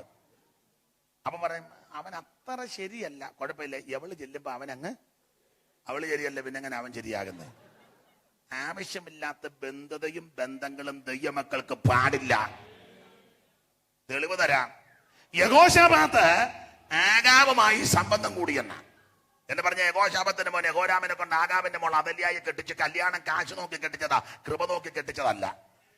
ഈ കല്യാണം നടത്തി കാശ് നോക്കി കെട്ടിച്ചു, പൊസിഷൻ നോക്കി കെട്ടിച്ചു. പക്ഷെ സംഭവിച്ചത്, ചരിത്രം പറഞ്ഞത്, യഹോശാഫാത്തിന്റെ മോൻ യഹോരാമിന് കുടലിൽ ക്യാൻസർ ഉണ്ടായിട്ട് ഉദരം പൊട്ടി കുടല് വെളിച്ചാടി മോൻ മരിച്ചു. നാടൻ ഭാഷ പറഞ്ഞ അപ്പനൊരു കെട്ടീര് കെട്ടിച്ച് മോന്റെ ആപ്പീസ് കൂട്ടി. 2 ബിസിനസ് നടത്തി തർശീശിലേക്ക് ഓടാൻ കപ്പല് ഓബീരിൽ ഗോൾഡിന്റെ ബിസിനസ് കപ്പല് തമ്പുരാൻ പൊടിച്ചു. 48 സങ്കീർത്തനത്തിലുണ്ട്, കിഴക്കൻ കാറ്റ് കൊണ്ട് തർശീശ് കപ്പലുകളെ ഉടനെ ബന്ധുക്കാരന്റെ കപ്പലുണ്ടാക്കി അടിച്ച് തമ്പുരാൻ പപ്പടം പൊടിക്കുമ്പോൾ ആവശ്യമില്ലാത്ത ബന്ധത, ആവശ്യമില്ലാത്ത ബിസിനസ് ദൈവം ഇഷ്ടപ്പെടുന്നില്ല. അത് വിവരിക്കുന്നില്ല. ബിലയാമിന്റെ ഉപദേശം പിടിച്ചിരിക്കുന്ന ആൾക്കാർ സഭയ്ക്കകത്തുണ്ട്, അതുകൊണ്ട് കർത്താവ് സഭയ്ക്കകത്തില്ല. 3 നിക്കലോവ്യ മതക്കാരും സഭയ്ക്കകത്ത് കയറി. ഇതൊക്കെ നിന്ന് പ്രസംഗിക്കേണ്ടതാ. ഞാൻ ആ പോയിന്റ് മാത്രം പറയാം. നിക്കലോവ്യ എന്ത് ചെയ്താലും കുഴപ്പമില്ല, എന്തോ പാപം ചെയ്താലും കുഴപ്പമില്ല, ഏത് വിഷയത്തിലാന്നേലും കുഴപ്പമില്ല, ആത്മാവ് രക്ഷിക്കപ്പെട്ടതാണെന്നില്ല. അതാ ഉപദേശം. അങ്ങനെയുള്ളവരും സഭയ്ക്കകത്ത് ധാരാളം വർദ്ധിച്ചു. പിന്നെ 4 ഇസബേൽ എന്നൊരു സ്ത്രീയെ അനുവദിച്ചു കൊടുക്കുന്നൊരു കുറ്റമുണ്ട്. ഇങ്ങനെയുള്ള ഈ വിധ കാരണങ്ങളാൽ സഭയ്ക്കകത്ത് കർത്താവില്ല, കർത്താവ് സഭയുടെ വെളിയിലാ. ഇന്ന് രാത്രി വെളിയിൽ നിൽക്കുന്ന യേശു സഭയിൽ നിന്ന് മുട്ടുകയാ. ആരെങ്കിലും ശബ്ദം കേട്ട് വാതിൽ തുറന്നാൽ ഇന്ന് രാത്രി യേശു അകത്ത് വരും. ഇന്ന് രാത്രി പ്രിയപ്പെട്ടവരെ, ഹൃദയത്തിന്റെ വാതിൽക്കൽ യേശു മുട്ടുക. ഇന്ന് രാത്രി ഹൃദയം തുറന്നു. ഇതാ സുപ്രസാദ കാലം, ഇതാ രക്ഷാദിവസം. ഇന്ന് രാത്രി രക്ഷിക്കപ്പെടാത്ത ആരേലും എന്നെ കേൾക്കുന്നെങ്കിൽ യേശുവിനെ ഉള്ളത്തിൽ ഏറ്റെടുത്ത് പോകണം. Praise the Lord. മുഴു ലോകത്തിന്റെയും പാപത്തിന്റെ പരിഹാരത്തിന് ക്രിസ്തു സ്വർഗ മഹിമ വെടിഞ്ഞ് ഈ ലോകത്തിലേക്ക് ഇറങ്ങി വന്നത്. ഇന്ന് രാത്രി യേശു ക്രിസ്തു ഒരു വ്യക്തികളുടെ, ഒരു സമൂഹത്തിന്റെ കുത്തകയല്ല, ക്രിസ്തു മുഴു ലോകത്തിന്റെയും ദൈവമാണ്. ആർക്കും ഇന്ന് രാത്രി യേശുവിനെ രക്ഷിതാവായി സ്വീകരിക്കാം. വാതിൽക്കൽ നിന്ന് യേശു മുട്ടുന്നു. ഇന്ന് രാത്രി വാതിൽ തുറന്നാൽ യേശു അകത്ത് വരാൻ പോകുകയാ. Praise the Lord. 1-2 ചിന്തയും കൂടെ ഓർപ്പിക്കാം. 1, വാതിൽക്കൽ നിന്ന് ക്രിസ്തു മുട്ടുന്നു. ഹൃദയത്തിന്റെ വാതിൽ തുറക്കുന്നെങ്കിൽ ഇന്ന് രാത്രി അകത്ത് വരും. സഭ തുറന്നു കൊടുക്കുന്നെങ്കിൽ ഇന്ന് രാത്രി സഭയ്ക്കകത്തേക്ക് വരും. വേർപാടും വിശുദ്ധിയും പ്രമാണവും പ്രതിഷ്ഠയും കാത്ത് വിശുദ്ധ ജീവിതം നയിക്കുന്ന ദൈവകുഞ്ഞുങ്ങളുടെ മധ്യത്തിൽ ഇന്ന് രാത്രി യേശു വരും. Praise the Lord. 1, വാതിൽക്കൽ നിന്ന് യേശു മുട്ടുന്നു. 2, ഒരു വാക്യം വായിക്കാം. പുറപ്പാട് പുസ്തകം 12-ാം അധ്യായത്തിന്റെ 13-ാമത് വാക്യവും അതിന്റെ 23-ാമത് വാക്യവും. 2 വാക്യം. പാർക്കുന്ന വീടുകളിന്മേൽ രക്തമടയാളമായിരിക്കും. ഞാൻ രക്തം കാണുമ്പോൾ നിങ്ങളെ ഒഴിഞ്ഞ് കടന്നു പോകും. 23-ാം വാക്യം കൂടെ ചേർത്ത് വായിച്ചേ. യഹോവ മിസ്രയീമ്യരെ ദണ്ഡിപ്പിക്കേണ്ടതിന് കടന്നു വരും. എന്നാൽ കുറുമ്പടിമേലും കട്ടളക്കാൽ 2-ന്മേലും രക്തം കാണുമ്പോൾ യഹോവ വാതിലൊഴിഞ്ഞ്. ശ്രദ്ധിക്കുക. 1, വാതിൽക്കൽ നിന്ന് യേശു മുട്ടുന്നു. 2, വാതിൽക്കൽ സംഹാരകൻ നിൽക്കുന്നു. ഇന്ന് രാത്രി എന്തിനാ സംഹാരകൻ നിൽക്കുന്നത് വെച്ചാൽ അകത്ത് കയറി ആദ്യജാതനെ തട്ടിക്കളയാൻ. രക്ഷപ്പെടാൻ ഒറ്റ മാർഗം യേശു ക്രിസ്തുവിന്റെ പരിശുദ്ധ രക്തം. ആബീമ മാസം 1 മുതൽ മാസത്തിന്റെ ആരംഭമായിരിക്കണം. 10-ാം തീയതി ഒരു ആട്ടിൻകുട്ടിയെ തെരഞ്ഞെടുത്ത് 1 വയസ്സ് പ്രായമുള്ളത് ഊനമില്ലാത്തതും ആണമായ ആട്ടിൻകുട്ടിയെ കണ്ടിക്കണം. ഈ ആട്ടിൻകുട്ടി മറ്റാരുമല്ല, കർത്താവാകുന്ന യേശു ക്രിസ്തു. പൗലോസ് വിളിച്ചു പറഞ്ഞല്ലോ, നമ്മുടെ പെസഹ കുഞ്ഞാട് മറക്കപ്പെട്ടിരിക്കുന്ന ക്രിസ്തു തന്നെ. 14-ാം തീയതി കുഞ്ഞാടിനെ അറുത്ത് അതിന്റെ രക്തം കട്ടളക്കാർ 2 കുറുമ്പടിവിൽ പുരട്ടണം. എന്ത്? സംഹാരകൻ വാതിൽക്കൽ നിൽപ്പുണ്ട്. അവൻ അകത്ത് കയറാതെ വാതിൽ വിട്ട് ഒഴിഞ്ഞു മാറണമെങ്കിൽ ചോരത്തള ആചരിക്കണം. ഇന്ന് രാത്രി എന്നെ കേൾക്കുന്ന പ്രിയരെ, രക്ഷപ്പെടാൻ, രക്ഷിക്കപ്പെടാൻ, മോക്ഷം പ്രാപിക്കാൻ ഒറ്റ മാർഗം യേശുവിന്റെ പരിശുദ്ധ രക്തം. ഹാബേലിന്റെ രക്തത്തെക്കാളും ഗുണകരമായി സംസാരിക്കുന്ന പുണ്യാക രക്തം ഇന്ന് രാത്രിയുടെ വ്യാപരിക്കുന്നുണ്ട്. ആട്ടുകൊറ്റന്മാരുടെ കാടക്കിടാക്കണ രക്തവും മലിനപ്പെട്ടമേ തളിക്കുന്ന പശുഭസ്മം ജഡിക ശുദ്ധി വരുത്തുമ്പോൾ നിത്യാത്മാവിനാൽ പിതാവാം ദൈവത്തിന് തന്നെത്താൻ നിഷ്കളങ്കനായി സമർപ്പിച്ച യേശു ക്രിസ്തുവിന്റെ പരിശുദ്ധ രക്തം ഇന്ന് രാത്രിയുടെ വ്യാപരിക്കുന്നുണ്ട്. സംഹാര ശക്തികളിൽ നിന്ന് രക്ഷപ്പെടാൻ ഒറ്റ പോംവഴി യേശുവിന്റെ രക്തത്താൽ പാപമോചനം പ്രാപിക്കണം. അവന്റെ പുത്രനായ യേശു ക്രിസ്തുവിന്റെ രക്തം സകല പാപവും പോക്കി ശുദ്ധീകരിക്കും. നിന്റെ അകൃത്യങ്ങൾ രക്താംബരം പോലെ ഇരുന്നാൽ ഹിമം പോലും ഇന്ന് രാത്രി വെളുപ്പിക്കും. ഏത് കൊടുംപാപം ചെയ്ത വ്യക്തിയാണെങ്കിലും യേശുവിന്റെ പരിശുദ്ധ രക്തം നിന്റെ സകല പാപങ്ങളും പരിഹരിക്കും. അവൻ പാപമോചനത്തിന് അവൻ പുണ്യസ്ഥലം സന്ദർശിക്കുകയോ തീർത്ഥയാത്രകളോ തീർത്ഥാടനങ്ങളോ നേർച്ച കാഴ്ചകൾ ആചാരം കൊണ്ടൊന്നും ഒരു ഗുണവുമില്ല. ഇന്ന് രാത്രി ഗുണം വരുവാൻ ഒറ്റ മാർഗം യേശുവിന്റെ രക്തം. Praise the Lord. സംഹാരകൻ വാതിൽക്കൽ നിൽക്കുന്നു. അകത്ത് കയറി ആദ്യജാതനെ തട്ടിക്കളയാൻ രക്ഷപ്പെടാനുള്ള പോംവഴിയാ യേശുവിന്റെ രക്തം. ഒരു വാക്യവും കൂടെ വായിച്ച് ഞാൻ എൻ്റെ പ്രസംഗം അങ്ങ് നിർത്താം. യാക്കോബിന്റെ ലേഖനം 5-ാം അധ്യായത്തിന്റെ 9-ാം വാക്യം. വാതിക്കൽ എന്തുവാന്നുള്ളതാ വിഷയം. 1, വാതിക്കൽ യേശു നിന്ന് മുട്ടുന്നു. 2, വാതിക്കൽ സംഹാരകം നിൽക്കുന്നു. 3, യാക്കോബ് 5-ന്റെ 7. സഹോദരന്മാരെ വിധിക്കപ്പെടാതിരിപ്പാൻ ഒരുവന്റെ നേരെ ഒരുവൻ ഞരങ്ങിപ്പോകരുത്. ഒരുവന്റെ നേരെ ഒരുവൻ ഞരങ്ങിപ്പോകരുത്. എന്നെ കേൾക്കുന്ന ദൈവ കുഞ്ഞുങ്ങളോട് ഇനി സഭയോട് ദൂത് പറയാം. ഒരുവന്റെ നേരെ ഒരുവൻ ഞരങ്ങിപ്പോകരുത്. മനുഷ്യനാ തെറ്റും കുറ്റങ്ങളും പോഷത്വങ്ങളും എനിക്കും നിങ്ങൾക്കും വരാൻ തമ്മിൽ ചെളിവാരി എറിയരുത്, തമ്മിൽ ആക്ഷേപിക്കരുത്, തമ്മിൽ പരിഹസിക്കരുത്. ഒരുവന്റെ നേരെ ഒരുവൻ ഞരങ്ങരുത്. സ്തോത്രം. നാം വീണ്ടെടുക്കപ്പെട്ട ദൈവമക്കളാ. സ്തോത്രം. ഒരു അപാകതയോ തെറ്റോ പോഷത്വങ്ങളോ കണ്ടാൽ മറ്റുള്ളവരുമായി ചേർന്ന് അവനെ വിധിക്കുകയോ ഒറ്റപ്പെടുത്തുകയോ ചെയ്യുകയല്ല. അവന് വേണ്ടി പ്രാർത്ഥിക്കണം. ഒരാളുടെ കാര്യം വേറൊരാട് പറയരുത്. അങ്ങോട്ടും ഇങ്ങോട്ടും നാടൻ ഭാഷയില്ല കുരുക്കൊപ്പിക്കരുത്. സ്തോത്രം. അങ്ങോട്ടും ഇങ്ങോട്ടും പ്രശ്നം ഉണ്ടാക്കരുത്. ദൈവം നിന്നെ അടിക്കും. സ്തോത്രം. സ്തോത്രം. ഞാൻ ചോദിക്കട്ടെ, നമ്മുടെ എന്തെല്ലാം കുറ്റങ്ങളും കുറവും ദൈവം ക്ഷമിച്ചു. നമുക്ക് ക്ഷമിച്ചാൽ എന്നാ? സ്തോത്രം. നമുക്ക് വിധേയപ്പെട്ടാൽ എന്താ? നമ്മുടെ മനസ്സാ ദൈവത്തെങ്കിൽ ആരും ഇന്ന് യോഗത്തിന് കാണുകയല്ല. സ്തോത്രം. നല്ലൊരു മനസ്സുണ്ടായിരിക്കണം. വിധിക്കപ്പെടാതിരിക്കേണ്ടതിന് ഒരുവന്റെ നേരെ ഒരുവൻ ഞരങ്ങിപ്പോകരുത്. വായിക്കാം. ഇതാ ന്യായാധിപതി വാതിൽക്കൽ നിൽക്കുന്നു. ശ്രദ്ധിക്കുക. 1, വാതിൽക്കൽ നിന്ന് യേശു മുട്ടുന്നു. 2, വാതിൽക്കൽ സംഹാരകൻ നിൽക്കുന്നു. 3, ന്യായാധിപതി വാതിൽക്കൽ നിൽക്കുന്നു. ഓടിച്ച് അവസാനിപ്പിക്കാം. ആരാ ന്യായാധിപതി? ക്രിസ്തു. കാരണം ന്യായവതി എല്ലാം പിതാവ് പുത്രനെ പരമേൽപ്പിച്ചിരിക്കുക. പിതാവ് ആരെയും ന്യായം വിധിക്കുന്നില്ല. ന്യായം വിധിക്കുന്നതെല്ലാം പുത്രനാ. ആ ന്യായം വിധിക്കേണ്ട പുത്രൻ വാതിക്കൽ വന്നു നിൽക്കുന്നു. എന്തിന്? ന്യായം വിധിക്കാൻ. ആരെ?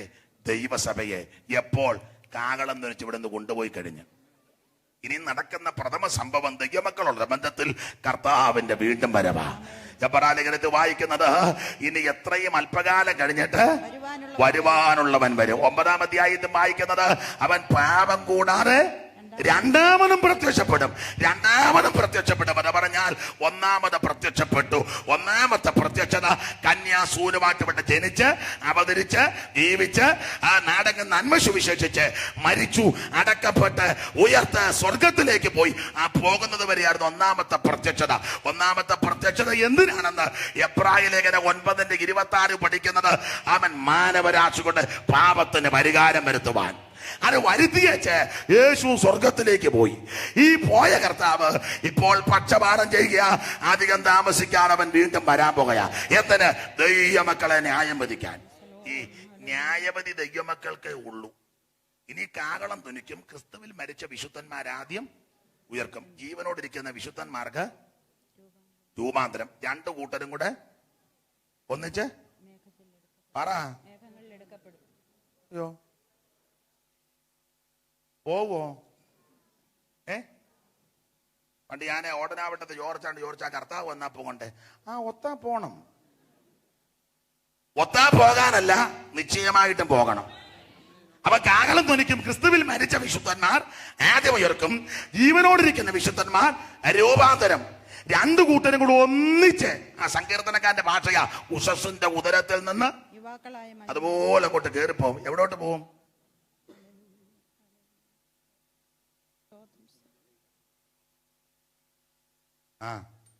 ഞങ്ങളുടെ പൂവമ്മല്ലേ കൊച്ചൻ പറഞ്ഞു പോകാവുന്നിടത്തോളം പോകുമെന്ന് പറഞ്ഞു. നോക്കിയപ്പോ ഇങ്ങനെ കിടക്കുക. അവർക്കും വലിയ ലക്കില്ലായിരുന്നു. പോകാവുന്നിടത്തോളം സ്വർഗത്തിൽ ചെല്ലും. സ്വർഗത്തിൽ നമ്മളെ കൊണ്ടുചെല്ലും. താൻ ഇരിക്കുന്ന ഇടത്ത് സ്വർഗത്തിൽ ചെന്നാ ഉടനെ പ്രോഗ്രാം ന്യായവതിയാ. വള്ളംകുളത്ത് ഞങ്ങളുടെ ഒരു മോള് പറഞ്ഞു എന്നാ ഉടനെ കല്യാണമാണെന്ന് പറഞ്ഞു. ഞാൻ പറഞ്ഞ നിനക്ക് ഇച്ചിരി ഇളക്കം ഉള്ളതാന്ന് പറഞ്ഞു. ചെന്നാ ഉടനെ കല്യാണമല്ല, ചെന്നാ ഉടനെ ന്യായവതി. ചെന്നാ ഉടനെ ന്യായവതിയാ. അപ്പൊ ഞങ്ങളുടെ ഒരു ബേബിക്കുട്ടി ചോദിച്ചു, പിന്നെയും പ്രശ്നമാണോ എന്ന് ചോദിച്ചു.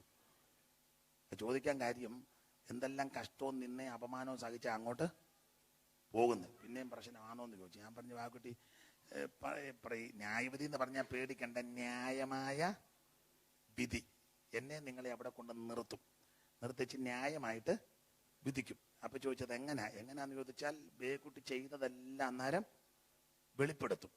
അപ്പൊ എന്നോട് ചോദിച്ചു, എല്ലാം വെളിപ്പെടുവോ എന്ന് ചോദിച്ചു. ഞാൻ പറഞ്ഞ മുഴുവൻ കേസും വെളിപ്പെടുത്തും, എല്ലാം മുഴുവൻ വെളിപ്പെടുത്തുമെന്ന് പറഞ്ഞു. അപ്പൊ ചോദിച്ചു, ഞങ്ങളുടെ റോസമ്മ കാണുമോ എന്ന് ചോദിച്ചു. പറഞ്ഞ റോസമ്മയെ കാണിക്കത്തില്ല. സ്തോത്രം. പുള്ളിക്ക് അതറിഞ്ഞാൽ മതിയായിരുന്നു.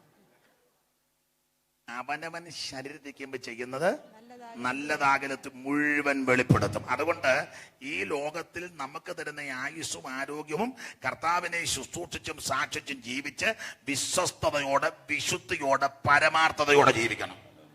അവിടെ ചെല്ലുമ്പോൾ നമുക്ക് പ്രതിഫലം തരും. ന്യായവിധി നടത്തിയേച്ച് ദൈവകുഞ്ഞുങ്ങൾക്ക് പ്രതിഫലമുണ്ട്. അതുകൊണ്ട് ന്യായാധിപതി വാദിക്ക് നിൽപ്പുണ്ട്. ആ നല്ല പ്രതിഫലം വാങ്ങാൻ ഇന്ന് രാത്രി നമ്മെ സമർപ്പിക്കണം. ഞാൻ എൻ്റെ വാക്കുകൾ അങ്ങ് നിർത്തുകയാ. കർത്താവിന് മഹത്വം. ന്യായം വിധിക്കുന്ന ഒരു കർത്താവുണ്ട്. ഒന്ന്, വാതിക്കൽ നിന്ന് യേശു മുട്ടുന്നു സഭയ്ക്കകത്ത് കയറാൻ. രണ്ട്, വാതിക്കൽ സംഹാര ശക്തി നിൽക്കുന്നു. ആദിജാതനെ തട്ടിക്കളയാൻ പോംവഴി ഒന്നേ ഉള്ളൂ, യേശുവിന്റെ പരിശുദ്ധ രക്തം. മൂന്ന്, ന്യായാധിപതി വാതിൽക്കൽ നിൽക്കുന്നു. എന്തിന്? എന്നെ നിങ്ങളെ ന്യായം വിധിക്കാൻ. ഇവിടെ കർത്താവിന് വേണ്ടി കഷ്ടം സഹിച്ച്, പങ്കപ്പാട് സഹിച്ച്, നിന്ദകളേറ്റ് അഹോരാത്രം കർത്താവിന് വേണ്ടി അധ്വാനിക്കുന്ന ദൈവകുഞ്ഞുങ്ങളെ, ദൈവദാസന്മാരെ, ഒരു പ്രതിഫലം നമുക്കുണ്ട്. കൂലി അവന്റെ പക്കലും പ്രതിഫലം അവന്റെ കയ്യില. അവൻ ന്യായം വിധിക്കാൻ വാതിൽക്കൽ നിൽക്കുക. എല്ലാവരും ഇന്ന് രാത്രി പ്രാർത്ഥിക്കുക. യേശു വരാറായി. ഇനി എത്രയും അല്പകാലം കഴിഞ്ഞിട്ട് വരുവാനുള്ളവൻ വരും. ഇന്ന് രാത്രി യേശുക്രിസ്തുവിന്റെ വീണ്ടും വരവിൽ എടുക്കപ്പെടാനുള്ള യോഗ്യത കമ്പിവാചകം പോലെ പറയാം. നമുക്ക് അറിവുള്ള കാര്യം അറിവില്ലാത്തവരുടെ അറിവിന്. ഒന്ന്, രക്ഷിക്കപ്പെടുക. യേശുവിന് ഹൃദയം ഇന്ന് രാത്രി കൊടുക്കണം. ഇത്രയും പ്രാർത്ഥിച്ചാൽ മതി. യേശുവേ, ഞാനൊരു പാപിയാ, എന്റെ പാപത്തിന്റെ പരിഹാരത്തിന് അങ്ങ് മരിച്ചുവെന്ന് ഞാൻ വിശ്വസിക്കുന്നു. ഇന്ന് രാത്രി എന്നെ രക്ഷിക്കണം. ആരിന്ന് രാത്രി പ്രാർത്ഥിക്കും, അവരെ ഇന്ന് രാത്രി യേശു രക്ഷിക്കും. രണ്ട്, രക്ഷിക്കപ്പെട്ട ദൈവകുഞ്ഞുങ്ങൾ വെള്ളത്തിൽ മുങ്ങി സ്നാനപ്പെടണം. അത് പ്രമാണമാണ്. സ്നാപകരും സ്ഥാനാർത്ഥിയും വെള്ളത്തിൽ, ഈ തളിക്കുന്നതും കുടയുന്നതെല്ലാം കള്ളത്തരമാണ്. ശരിയായ സ്നാനം വെള്ളത്തിൽ. സ്നാപകന് സ്ഥാനാർത്ഥി ഇറങ്ങണം, സ്നാപകൻ സ്ഥാനാർത്ഥിയെ വെള്ളത്തിൽ മുക്കണം. പണ്ട് എറപ്പുഴപ്പാറത്തിന് തോണ്ടറക്കടവിൽ ഒരു തന്നെ മുക്കി. കാട്ട് ബേച്ചാനും ഉണ്ട്. മുക്കി അങ്ങോട്ട് വിട്ടപ്പോൾ അവൻ ഉണ്ടയിട്ട് അക്കരയ്ക്ക് അങ്ങ് പോയി. ബേച്ച് നോക്കി നിൽക്കുക, അവന് ഉണ്ടയിട്ട് പോകുന്നത്. അപ്പൊ തിരുമൂലപുരം ജോർജ് കുട്ടിയുണ്ട്. ജോർജ് കുട്ടി പറഞ്ഞ്, ബേച്ചഴിഞ്ഞ് പോരാ, അവൻ വരികയല്ലെന്ന് പറഞ്ഞു. ഒരു മര്യാദയുള്ളവനല്ല, അക്കരെ കയറിയിട്ട് പോലും പോവാന്ന് പറഞ്ഞില്ല. നേരെ പോയി കണ്ണാട്ടിപ്പുഴ കറിയാച്ചന്റെ വീട്ടിൽ കയറിയിരുന്നു, അവിടെ തെങ്ങേലിയില്. അവൻ വന്നില്ല. അപ്പൊ അത് പിന്നീട് അറിഞ്ഞത് ഇച്ചിരി ഇളക്കമുള്ളവനാ. വെള്ളം ചെവിക്കകത്ത് കയറിയപ്പം.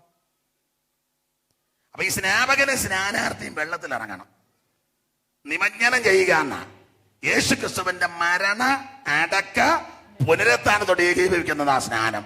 സ്നാനമോ ഇപ്പൊ ജഡത്തിന്റെ അഴുക്ക് കളയാനല്ല, ദൈവത്തോട് നല്ല മനസാക്ഷിയാ. പെന്തിക്കോസുകാര് കണ്ടുപിടിച്ച പുത്തന്മാർഗമല്ല, തിരുവചനത്തിന്റെ ഉപദേശമാണ്. ഒന്ന്, രക്ഷിക്കപ്പെടുക. രണ്ട്, സ്നാനപ്പെടണം. മൂന്ന്, പരിശുദ്ധാത്മ സ്നാനം പ്രാപിക്കണം.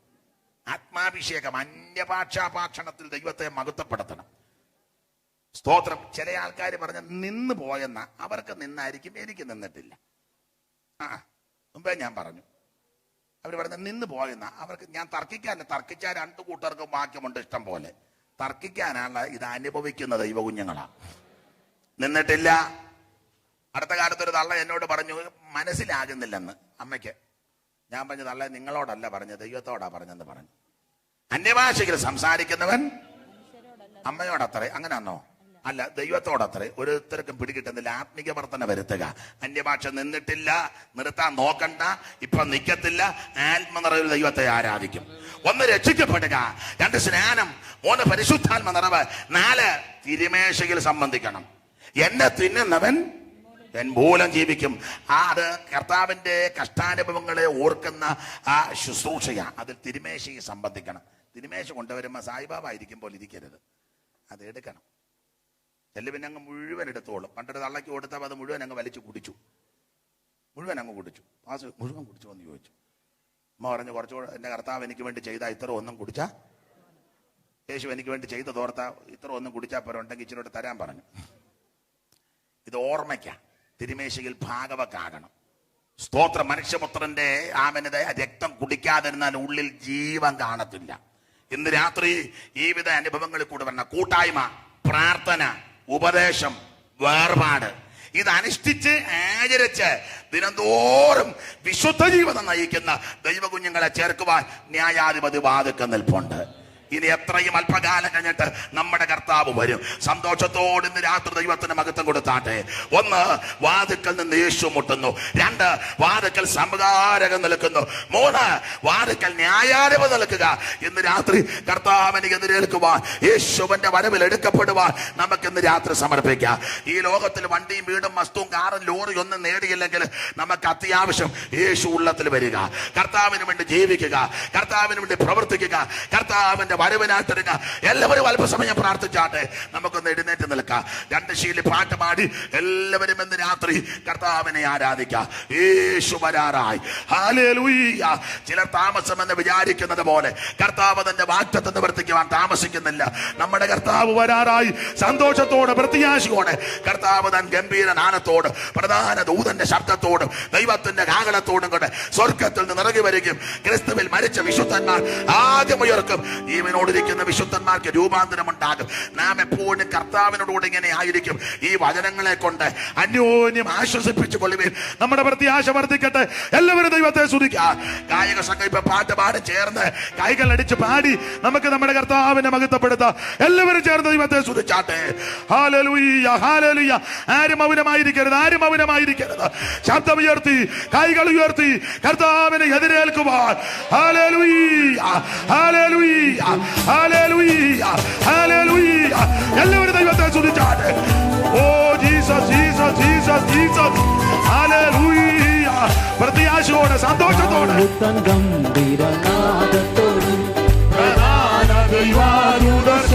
ശക്തിയോടെ ചേർന്ന്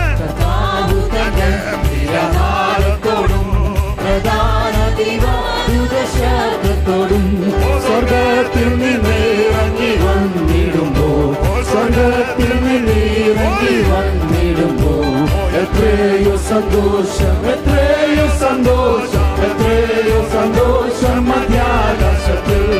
എത്രയോ സന്തോഷം, എത്രയോ സന്തോഷം, എത്രയോ സന്തോഷം മധ്യാകാശത്തിൽ. മണ്ണിലുറങ്ങിയിരുന്ന ശ്രുതിമനാ കാഹളനാദം കേൾക്കുന്ന മക്കളിൽ. മണ്ണിലുറങ്ങിയിരുന്ന ശ്രുതിമനാ കാഹളനാദം കേൾക്കുന്ന മക്കളിൽ.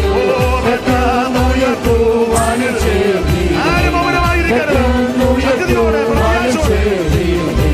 തീരാത്ത സന്തോഷം, തീരാത്ത സന്തോഷം, തീരാത്ത സന്തോഷം നമിക്കുന്നവർ. തീരാത്ത സന്തോഷം, തീരാത്ത സന്തോഷം, തീരാത്ത സന്തോഷം പ്രാപിക്കുന്നവർ.